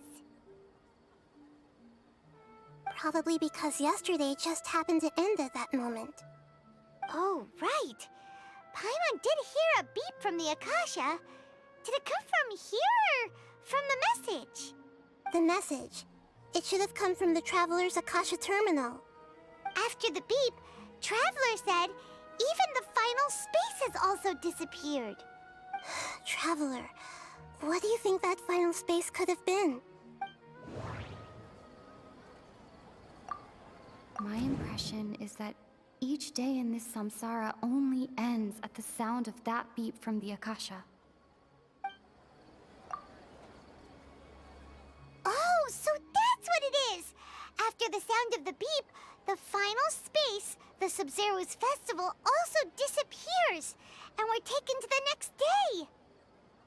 Later on, Traveler also mentioned a bunch of new spaces materializing behind them. Do lots of new spaces appear every day? Paimon's head is spinning. Just what are these spaces anyhow? Well, consider this. For all the horrors of the Archon War, at its heart, it was just a game where a bunch of gods fought over 7 seats. So no matter how strange or spooky things may look on the surface, maybe all they point to in the end is a small and simple secret. Wow, the Archon War, huh? That's an analogy and a half.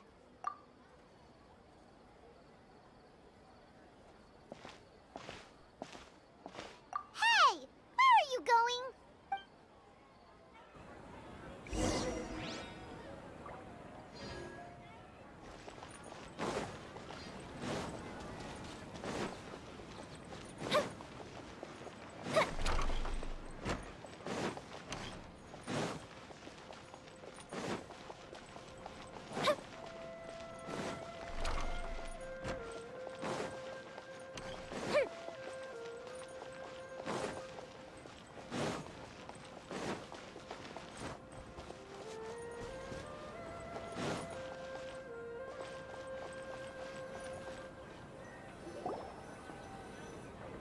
Do you want some alone time to think? All right then, Paimon won't disturb you.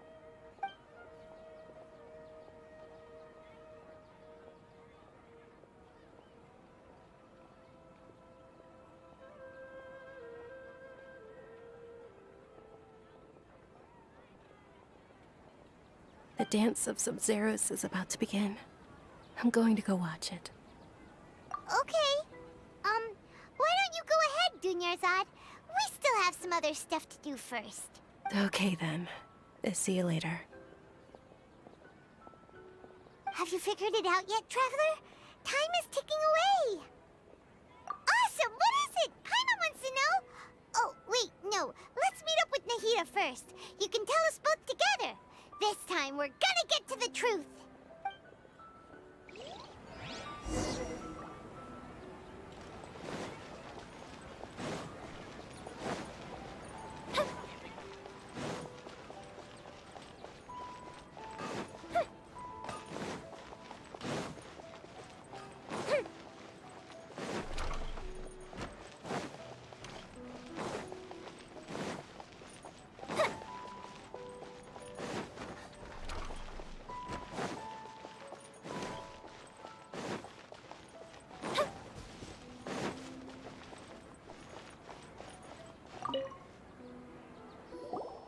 You're back! I've been waiting forever for you two. Judging by the looks on your faces, are you ready to take your Sub-Zero's exam and graduate from the festival? Okay, first off, have you discovered the hidden truth?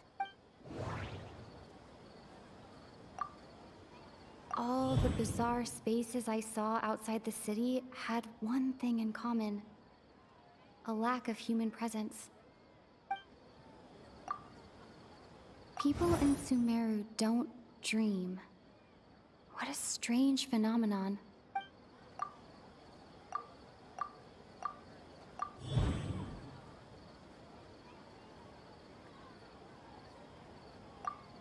We are all in a dream.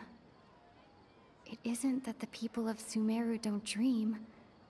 Rather, the Akasha is taking their dreams from them. People in Sumeru think they don't dream, but the truth is the Akasha steals their dreams without them knowing it. And those spaces with no human presence are stolen dreams without their host. That would explain why they sounded so weird when she was trying to describe them. Huh. So people in Sumeru do dream after all. In fact, we're all in one big dream together right now. Correct answer. Now, how did you conclude that the Akasha is capable of this? It is the manifestation of the God of Wisdom's power. Oh, okay. Those dream-controlling creatures in the forest also get their power from the Dendro Archon, right? That would explain why the Akasha has the ability to control people's dreams, too. But is stealing everyone's dreams really how the Akasha compiles their wisdom? Isn't there anything more to it than that? Dreams are fantastical, complex, and full of imagination. People's brains are the most active when they're dreaming. In other words, dreams are rich bundles of human wisdom. So, in other words, the complete opposite of how Hypatia understood it. Paimon remembers her saying that the sages think dreams are foolish delusions, and the fact that no one dreams is a blessing from Greater Lord Rukkhadevata. So it was all a dirty trick? The real story is that the sages from the Academia are using the Akasha to steal people's dreams for their own use, huh? Oh? By the sounds of it, you understand the current situation pretty well. So then, what about the Samsara?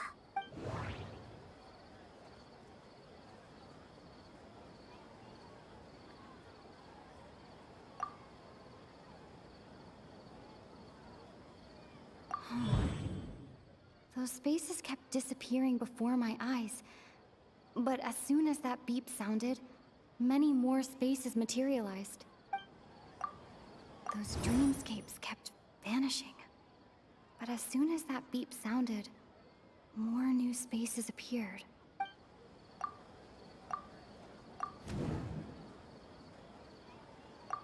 Correct. The Akasha is keeping each person's brain in a constant dream state, but also separating their consciousness from their own dream. Their disembodied consciousness is placed inside the collective dream of the Sub-Zero's festival along with everyone else's, while their now vacant dreams are harvested by the Akasha. No one is any the wiser as another day passes in the dream, and so begins another samsara cycle. People wake up to yet another dream about the Sub-Zero's festival. The dreams that belong to them are once again harvested by the Akasha, and so it continues. So, this is like a dream factory, and the Akasha is a dream harvesting machine. Did Paimon get that analogy right? Very good, Paimon. Using analogies well is an excellent habit to get into. Okay, so that beep we keep hearing is actually from our real-life Akasha terminals. Taking off our terminals in this dream doesn't do anything. All right, last question. Who am I? They say that alchemical divination is the Dendro Archon's divine revelation. So then, if Nahida has referred to herself as the moon... noticed. I thought that one would be the hardest question. That's why I put it last. That wasn't hard at all. Even Paimon guessed that. Everything about you is different. We just didn't want to expose you is all. Now that you mention it, Nahida, you've been hinting to us since the very beginning. It's funny. Thinking back to when we were asking all over the place for info about Lesser Lord Kusanali. Yes, those can wait until we're back in real life. On the other hand, I'd be happy to answer any more questions you have about here and now. Firstly, this dream we're in is completely based on reality. People have already experienced this Sub-Zero's festival, so it would be very difficult for them to find anything that strikes them as surreal. Secondly, you're probably wondering why people don't have any memories from earlier samsara, right? That's because people don't remember their dreams most of the time anyway. And in any case, their actual dreams are being taken away from them by the Akasha. So whenever they wake up in this dream of the Sub-Zero's festival, they don't remember anything from their previous identical dream. That reminds Paimon. Traveler had a dream when we were in the Avidia Forest, but couldn't see what it was about after waking up. Is that an example of what you mean? Yes. Only after receiving the blessing of Dendro can a person gain the Dendro element's dream-enhancing power. That explains the feelings of deja vu. Meanwhile, everyone else has no idea that they are in the Sub-Zero's festival samsara, while their dreams are stolen from them over and over again.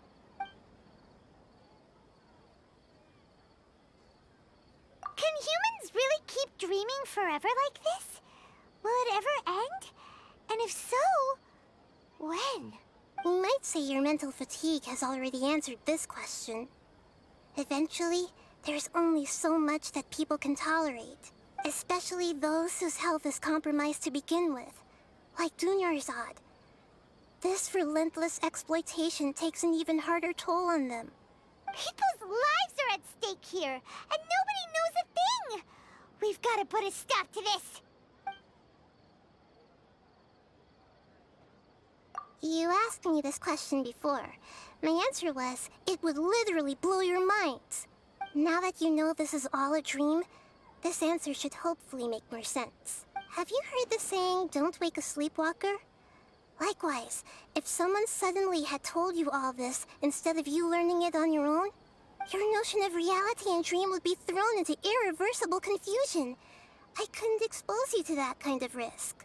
That's why I could only give you very subtle hints and some suggestions. Long story short, I'm really sorry I had to keep you guessing. I know, right? Why did they have to base this dream on my birthday? Could it really just be a coincidence? Even you don't know the reason? Wow, now that's strange. The Academia sages are determined to harvest lots of dreams in a short time, no matter the cost. They have to be up to no good. Unfortunately, I don't know anything about it. Traveler, do you have any information?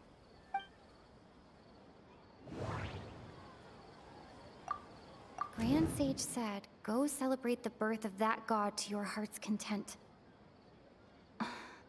Did he mean something more? Celebrate the birth of that god? Could it mean... deceiving the people of Sumeru with no regard for their safety? No matter what they're trying to do, this is unforgivable. After we end the Sub-Zero's festival samsara, we have to look into them. How can the sages of the Academia do this behind their Archon's back?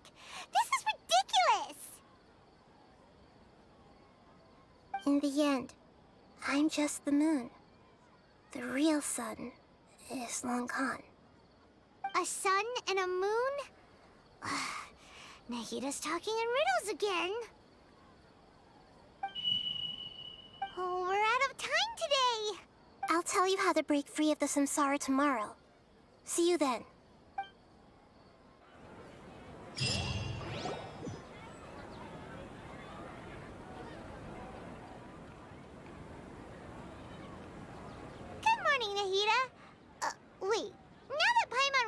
everything, should we instead say good morning, Lesser Lord Kusanali? Hey, what's wrong, Nahida? You don't look too good. I'm afraid that what you're thinking right now is correct. Did Dunyarzad already disappear? No way. Are we too late? The real Dunyarzad's consciousness has indeed disappeared. It can no longer endure the constant dream harvesting. Paimon can't believe it. Wait, so what about that other Dunyarzad? Just what is she? Is she also going to disappear? She's actually something like a puppet, but not completely. The real Dunyarzad's consciousness could no longer keep playing her role in this dream. So another Dunyarzad appeared to replace her in the dream. Just like the grass and the trees, that Dunyarzad is just a building block of the dream that helps to keep it going. But personality-wise, she's nothing like the real Dunyarzad. Puppets are stiff, and can't copy a living person's vitality. After all, they're just there as filler. You know, speaking of which, the old Dunyarzad might not have been too different from a puppet. Dunyarzad truly believed that she met you within her consciousness, and it was you who inspired her. So you do remember her after all. Yes. Back then, her family was overly protective of her. No one cared about her personality or thoughts. It was as if she only lived to stall her Elazar. I just gave her a little wisdom so she could look at life in a new way. So that she could be her own person. But even so, she's still far from it. I'm still a long way off from being a real Archon. I couldn't even save her. If I were a competent Archon, I wouldn't have let my most faithful follower die at the Sabzeruz festival with so many regrets. Please don't beat yourself up over it, Nahida. It's the sage's fault, and theirs alone. I'm not beating myself up.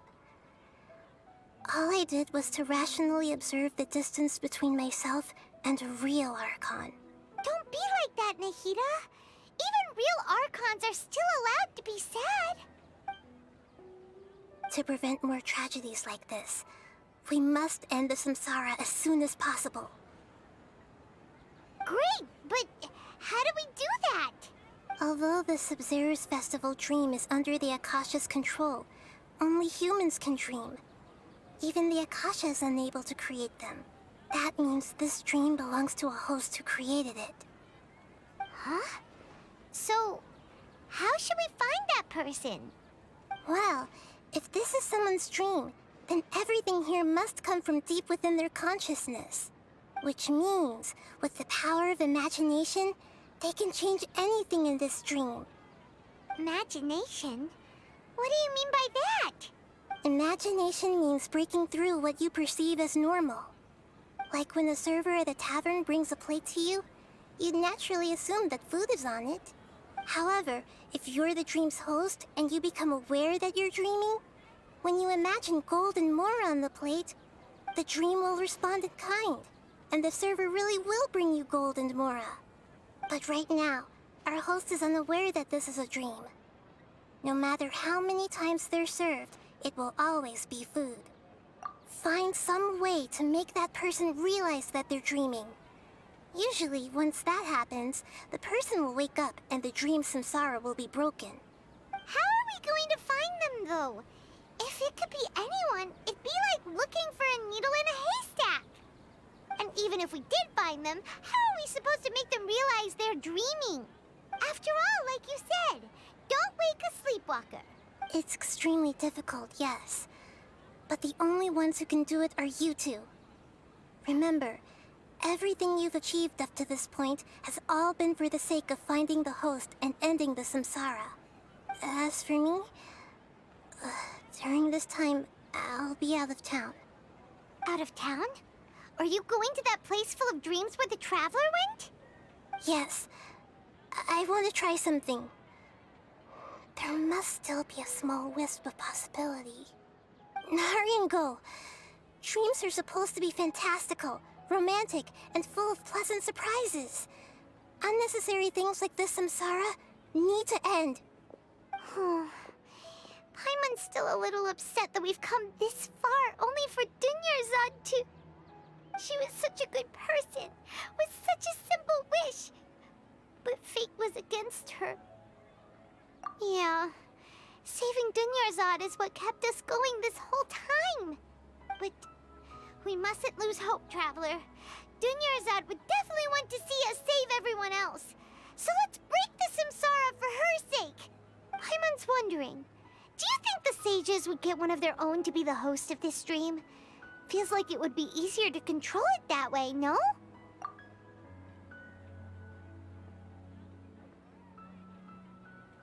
Huh. That's true. Plus, the sages probably weren't counting on there being other factors beyond their control, like Nahida and us.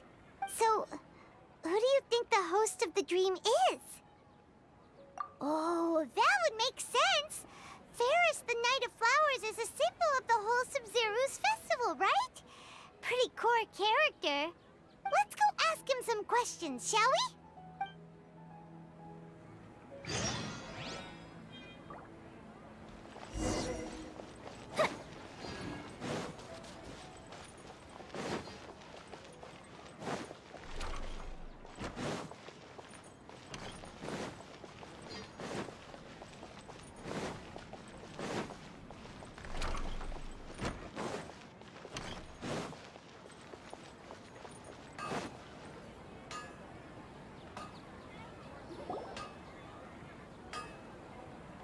You're back. You left in a hurry last time. Is everything okay?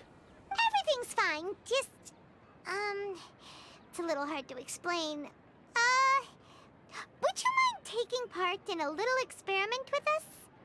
An experiment? That came out of nowhere. I'm listening, though. What do you need me to do? Could you make a wish? You want me to make a wish? Is that a new Sub-Zeru's festival tradition or something? Less questions, more wishing! Okay. My wish. Okay. I'm a little nervous saying this out loud, but I want Miss Dunyarzad to be happy. Oh. I noticed earlier that she looked a bit down, and she wasn't really talking to anyone. She just doesn't seem like herself. She's always so gentle and kind, and all the kids love her. I've also wondered if the reason she asked me to be Ferris Knight of Flowers is because I'm special to her, or something. So, you have a crush on Dunyarzad?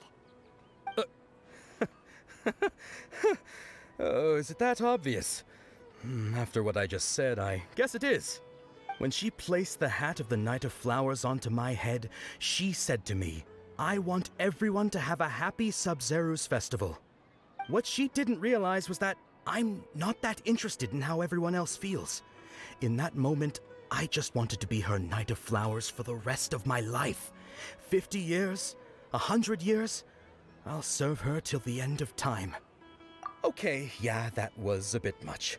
Felt like the right moment to get it off my chest, but that was pretty embarrassing. Okay, I'm ready to make my wish. I would like Miss Dunyarzad to appear in front of me right now with a smile on her face. Here goes. Please come true. I'm gonna open my eyes. Oh, you're... What? Faki? Sorry, but only one portion of Yalda candies per person. Back home you go. Nice try, you two. Anyway, never mind. I don't need to see her appear right in front of me. As long as she's happy. Guess he isn't the host of this dream after all. Should have expected it wouldn't be this easy.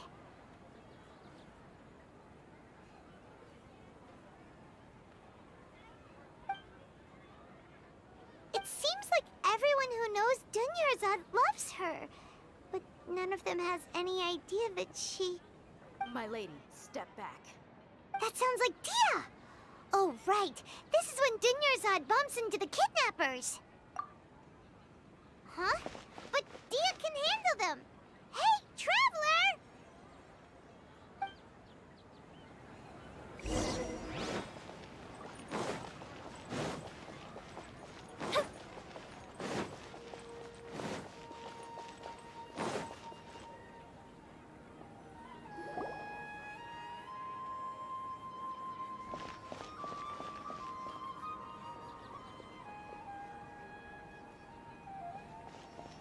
Oh, it's you. Great timing. Please take... Hey, this is my job. The homie Yannis pay me, not you. You... Fine, all right. Knock yourself out. Why are you so worked up anyway? It's not like I don't trust your fighting skills. Anyway, watch yourself.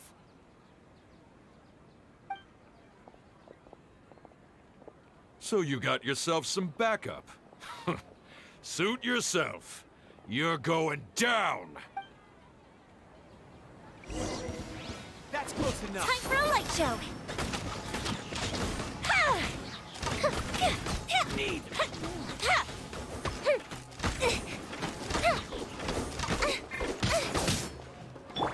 Think you can get away? Let's play!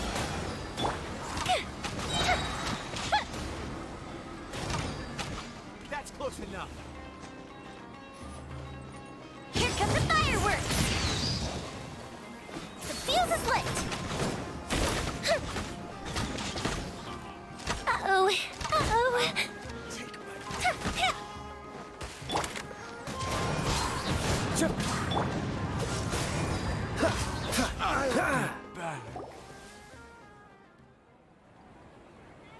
Traveler, were you just taking your anger out on those guys? You and Nahida both. Dunyarzad wouldn't want to see you two like this. Oh, and speaking of her, Paimon just remembered something. Remember how during the first Sub-Zero's festival, before the Samsara started, we came here with Dunyarzad because she wanted to pick something up? She said it was because she had forgotten something. Okay, so Paimon's memory is working so far. Anyway, Paimon also remembers that she is staying somewhere around here. She pointed it out to us the night before the Sub-Zero's festival. Yeah, even if it's only a tiny clue, it'll probably still help us more than this needle in a haystack search. This is the place. It's rude to enter other people's spaces without permission, but desperate times call for desperate measures. Hey, the windows are unlocked. Okay, Paimon's gonna take a peek inside.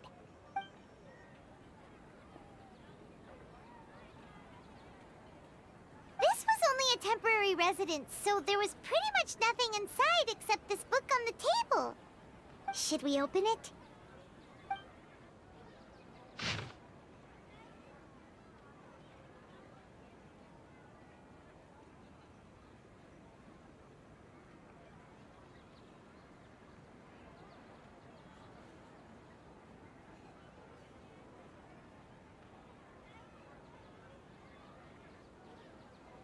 Wow. Dunyarzad wrote all of this. Sounds like she was always thinking of us even while we were away. Even though she was also busy preparing for the Sub-Zero's festival and had all her health problems to worry about. She must have wanted to give this to us as a gift on the day of the Sub-Zero's festival, right? If we hadn't found this book, we never would have known. But now that we know, we can't even thank her. Hey! Where are you off to now?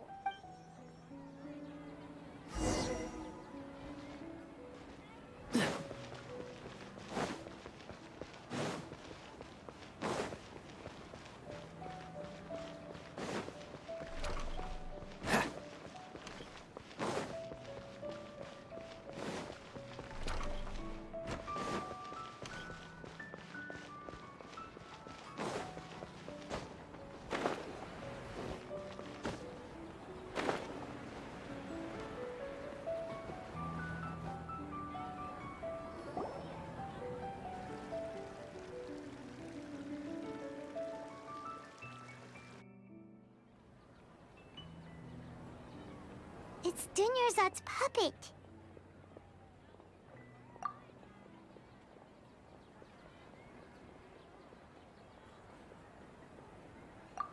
Traveler?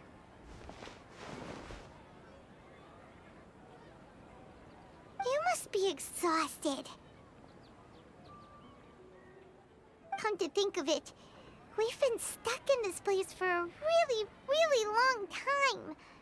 Heck, even the last time we were chatting happily with Dunyarzad feels like an eternity ago.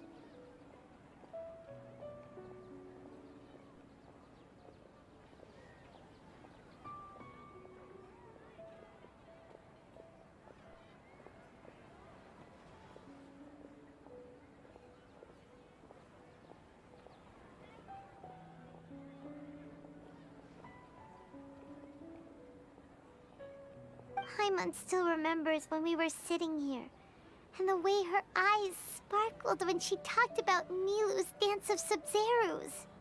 There will always be frustrations in life, but I know that the point of living is not to leave behind any regrets.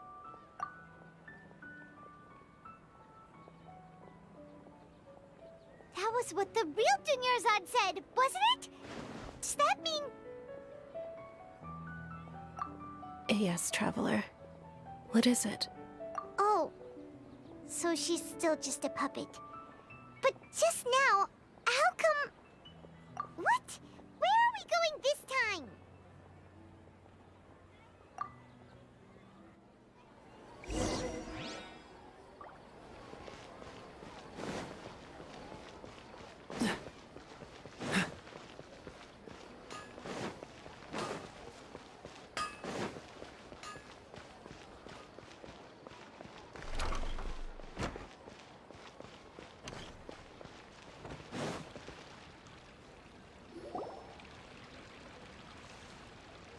If you continue to resist, we will have to order an investigation into every single event organizer. The Grand Sage has already granted you much leniency. I advise that you exercise tact. How did things turn out like this?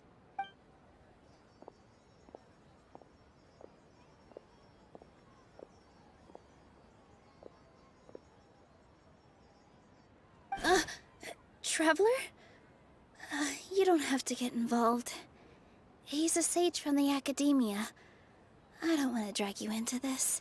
Traveler? Traveler? What the heck are you doing? If you get arrested by the Academia, that's another day gone to waste!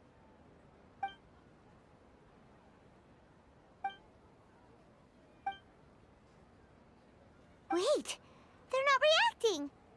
Have they been scared stiff? Oh, of course! If this is the Sage's plan, they wouldn't put themselves through this. So they're just substitutes. What is this? What happened to the Grand Sage and his entourage?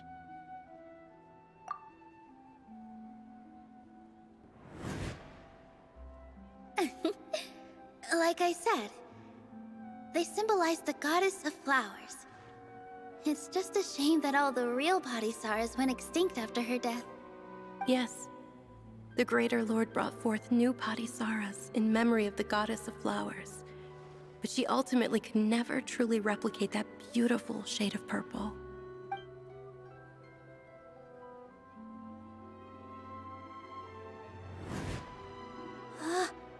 That beautiful shade of purple. Aren't these flowers real Padisaras? Just like the ones from the legend? I didn't even notice. Dunyarzad, did you find these? But didn't you just say all the real flowers went extinct after the goddess of flowers passed away? So, how? Yeah. What's going on here?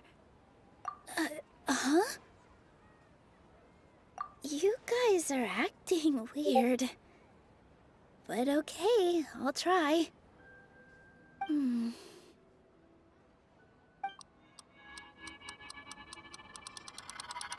Hey!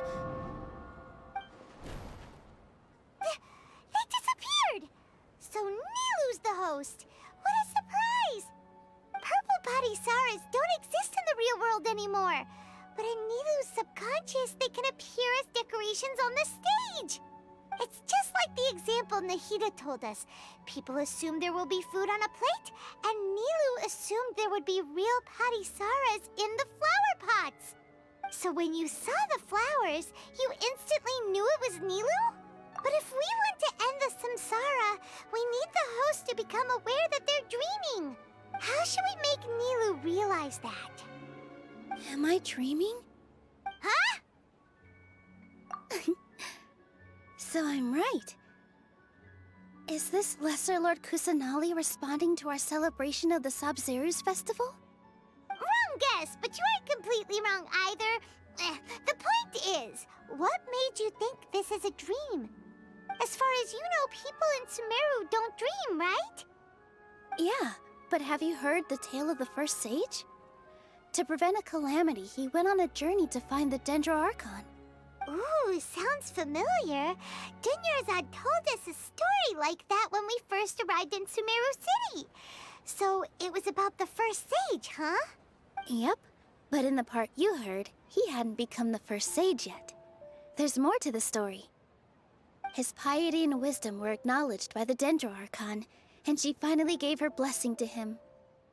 All kinds of spectacular scenes appeared in front of the first sage, as if all the knowledge in the world was being painted onto a canvas right before him. He was captivated. After who knows how long, he mastered all the knowledge he could comprehend. Afterward, he said to the Dendro Archon, "I miss my parents, my wife, and my children. I've been away from home for far too long. They must be worried." The Dendro Archon smiled. The next second, the sage found himself lying in his bed, as if he had just woken up from a dream. His wife, lying next to him, said, "You're off to search for the Dendro Archon today, aren't you? Have a safe journey, my love." In the end, the first sage took care of many disasters in Sumeru City, and founded the Academia. What a happy ending. So, the first sage was dreaming ever since the beginning of the story? He never went on his journey? Yes, but his faith and determination were conveyed to the Dendro Archon, so she blessed him in the form of a dream. Paimon understands where you're coming from now. That's a really interesting connection. But we really gotta wake up soon, like the sage in the story! I see. Well, it just so happens that today's Sub-Zeru's festival is almost over too.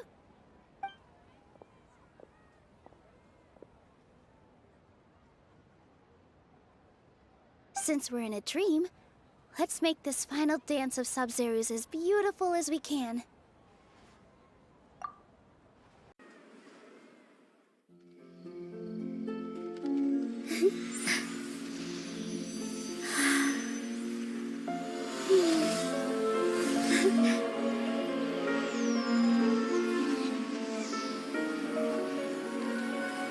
The wait is over, everyone.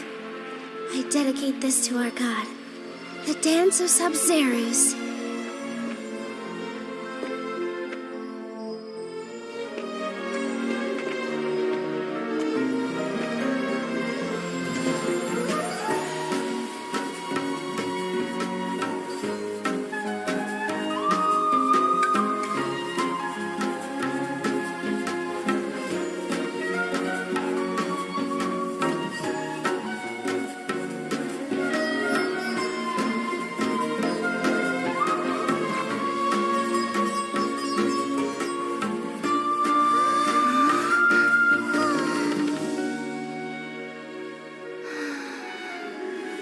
I'd be lying if I said I had no regrets.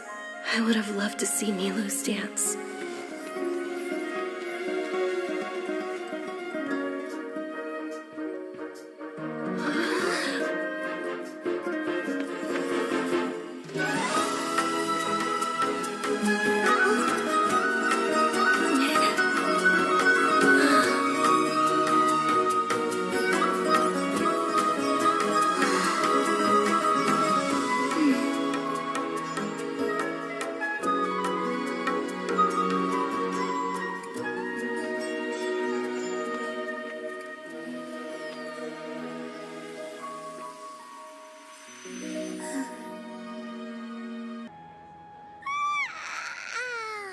Oh, good morning, traveler. Oh, Paimon feels like she's been asleep for the longest time. Paimon's head feels super heavy.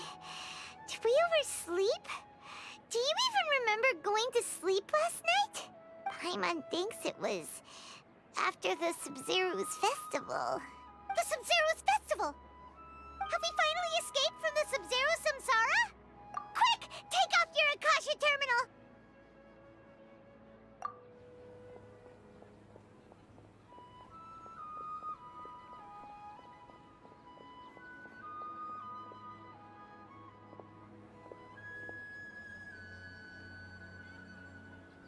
She's not in her room. What happened? Huh? What usual spot?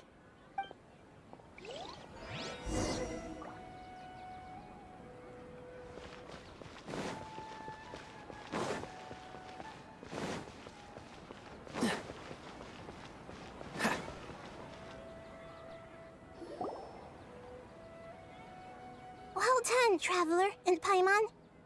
And thank you, Dunyarzad, for organizing the Sub-Zero's festival for me. I'm sorry, who are... Dunyarzad! You're okay! Oh, don't scare us like that! Oh, Traveler Paimon. I have something amazing to tell you. I just had a dream, and I saw Nilou performing the dance of Sub-Zeros.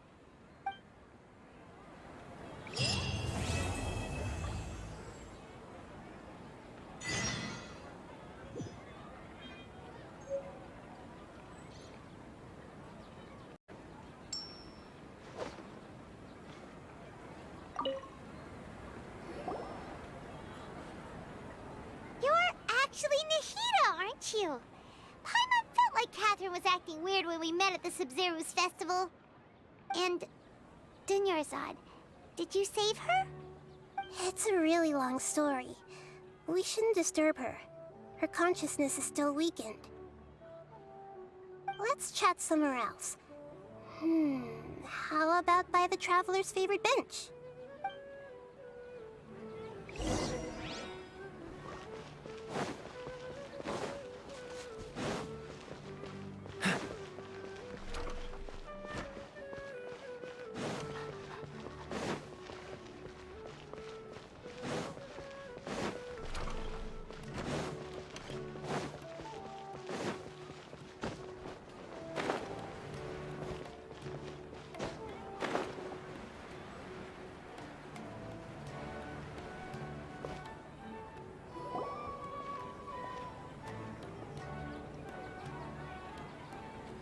Let's talk about Dunyarzad first. It's such a relief that she's all right. After we parted on the last day of the Sub-Zero's festival, I left the city and saw what the Traveler had described. Among the countless dreams, I found one that was growing fainter and fainter. This proved my suspicion. Once Dunyarzad could no longer bear the Akasha harvesting her dreams, her consciousness began to dissipate. But this also meant it escaped the Akasha's control. Such a small fragment of consciousness can't last for very long, though. It will return to its original dream, where both will gradually fade until they completely disappear.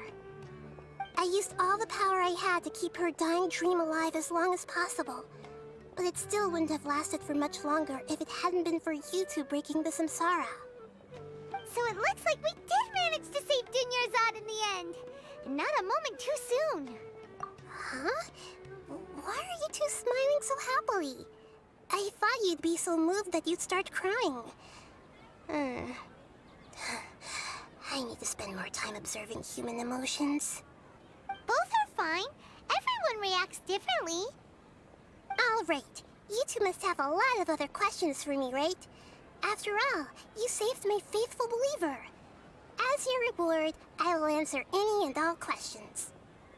At the Avidia Forest, there was this incense that made the Traveler fall unconscious and dream of a huge tree and a red sky. You also heard someone's voice, right? It said world and forget me. Yeah, so you do know. We've been wanting to ask you what that was about, and if the red sky was related to Conria. It seems like the Traveler established a connection to Irminsul. That was a message left by Greater Lord Rukkhadevata's residual consciousness in Irminsul. Perhaps her last memory before she died. As you two probably know, Greater Lord Rukkhadevata disappeared after the disaster in Conria.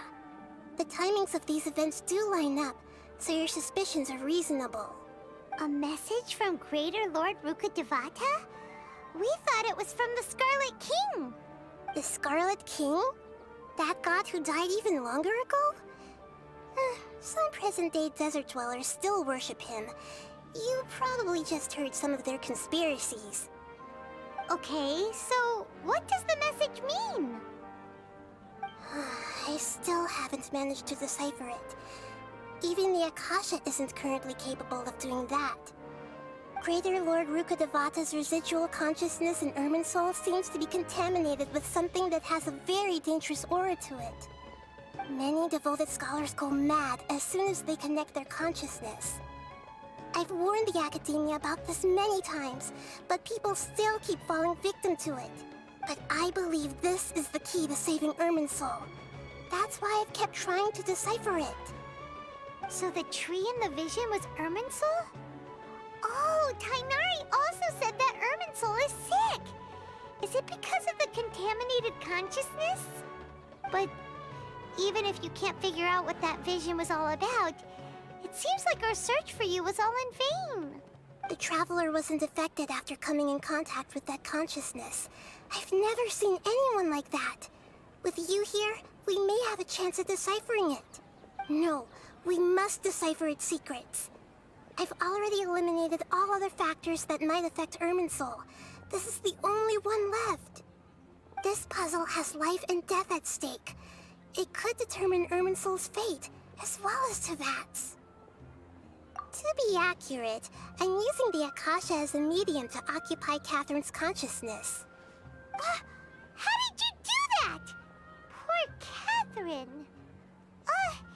Does this mean you can also occupy other people's consciousnesses? Theoretically, I can enter anyone's mind as long as they're wearing their Akasha terminal. The Akasha is the legacy of Greater Lord Rukkhadevata. As Lesser Lord Kusanali and the first Akasha terminal, my consciousness has always been linked to the Akasha. I've always respected my people's free will, so I've never actually occupied their consciousness. When necessary, I just borrow this bionic Snezhnayan puppet. Hold on. Did we just learn some deep, dark secret? So Catherine is... No wonder Paimon felt something was off about her. What about your own body? Why do you need to borrow other people's? Don't you live in the sanctuary of Surasthana? That story begins a long time ago. After Greater Lord Rukkhadevata disappeared, the sages found my newly born self and took me back to Sumeru. At that time, I was young and weak. The sages kept me in the sanctuary of Surasthana, ostensibly for the sake of protecting me. But I've hardly heard from them since.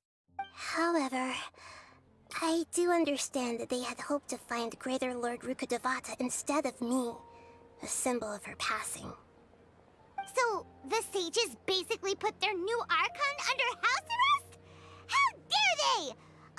Why don't you teach them a lesson, Nahida? In some ways, they aren't wrong. Greater Lord Rukkhadevata was omniscient and omnipotent. Even after her death, the Akasha is still empowering this nation. And I'm still really far away from being able to call myself the God of Wisdom. Moreover, the Academia is also more proficient at governing this country. My existence has little meaning. Yeah, you got a lot of believers. Just look at the Sub-Zero's festival. Everyone who showed up truly loves you. Thank you for the kind words. But I honestly don't need physical freedom as long as I can connect my consciousness to the Akasha. Trying to find a way to save Irminsul is my life's mission and top priority. I will work on that, and try to live up to being a deity in the meantime. Every once in a while, I will also take up the duties of the God of Wisdom and enlighten a lost soul here and there. Doing all that should be enough. There has never been any big problems with the Academia's governance of Sumeru. This is the first time I've seen them step out of line. I wonder what caused them to go down this path, and what they hope to achieve. Even though the city's residents haven't noticed anything strange, if the Traveler hadn't broken the Sub-Zero Samsara, the situation could have become dire. I tried to do some investigating in the Akasha, but I couldn't find anything suspicious, and all the people of interest seem to purposely avoid wearing their Akasha terminals. I think they're deliberately trying to hide something. Oh, that reminds Paimon. In Gandharvaville, there was a sage who had invited Kainari to join some kind of project. Could it be related? Regardless, I need to first investigate the sage's motives, make things right, and punish them if needed. But I'll have to be discreet, or they'll see me coming. You mean how the Akasha stops you from having dreams? Yeah, it's been such a long time. No one's noticed something's up? It's not that no one noticed. It's more like no one cared. Ultimately, it's all rooted in the sage's misdirection. Misdirection? The sage has convinced everyone to believe that being unable to dream is a sign of rationality and wisdom. Not dreaming is a badge of honor in Sumeru, even if the truth is that their dreams are being reaped by the Akasha. With their propaganda in place, the sages can maximize their use of the Akasha to facilitate their research. Besides, Greater Lord Rukkhadevata must have created the Akasha in the hopes that it could be used to its full potential. That's why I've never come out strongly against this. Anyway, the perspective advocated by the sages drowned out any voices of doubt. By now, even those who never use Akasha terminals find it too shameful and embarrassing to talk about their dreams. Got it! I hope my answers were satisfactory, seekers of knowledge. To be honest, maintaining Dunyarzad's fading dream took a lot of mental energy. I think I may need to rest for a while. Oh, and you don't need to worry too much about the sage's activities for now.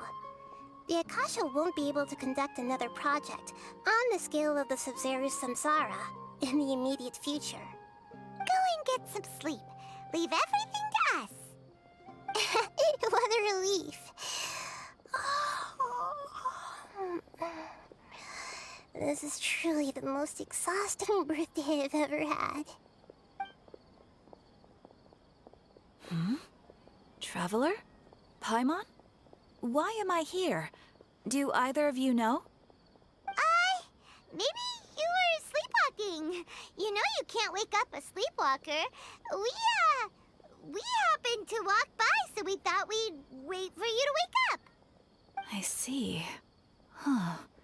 I should visit my maintenance personnel sometime. Oh, I'm fine. I better go. Thank you.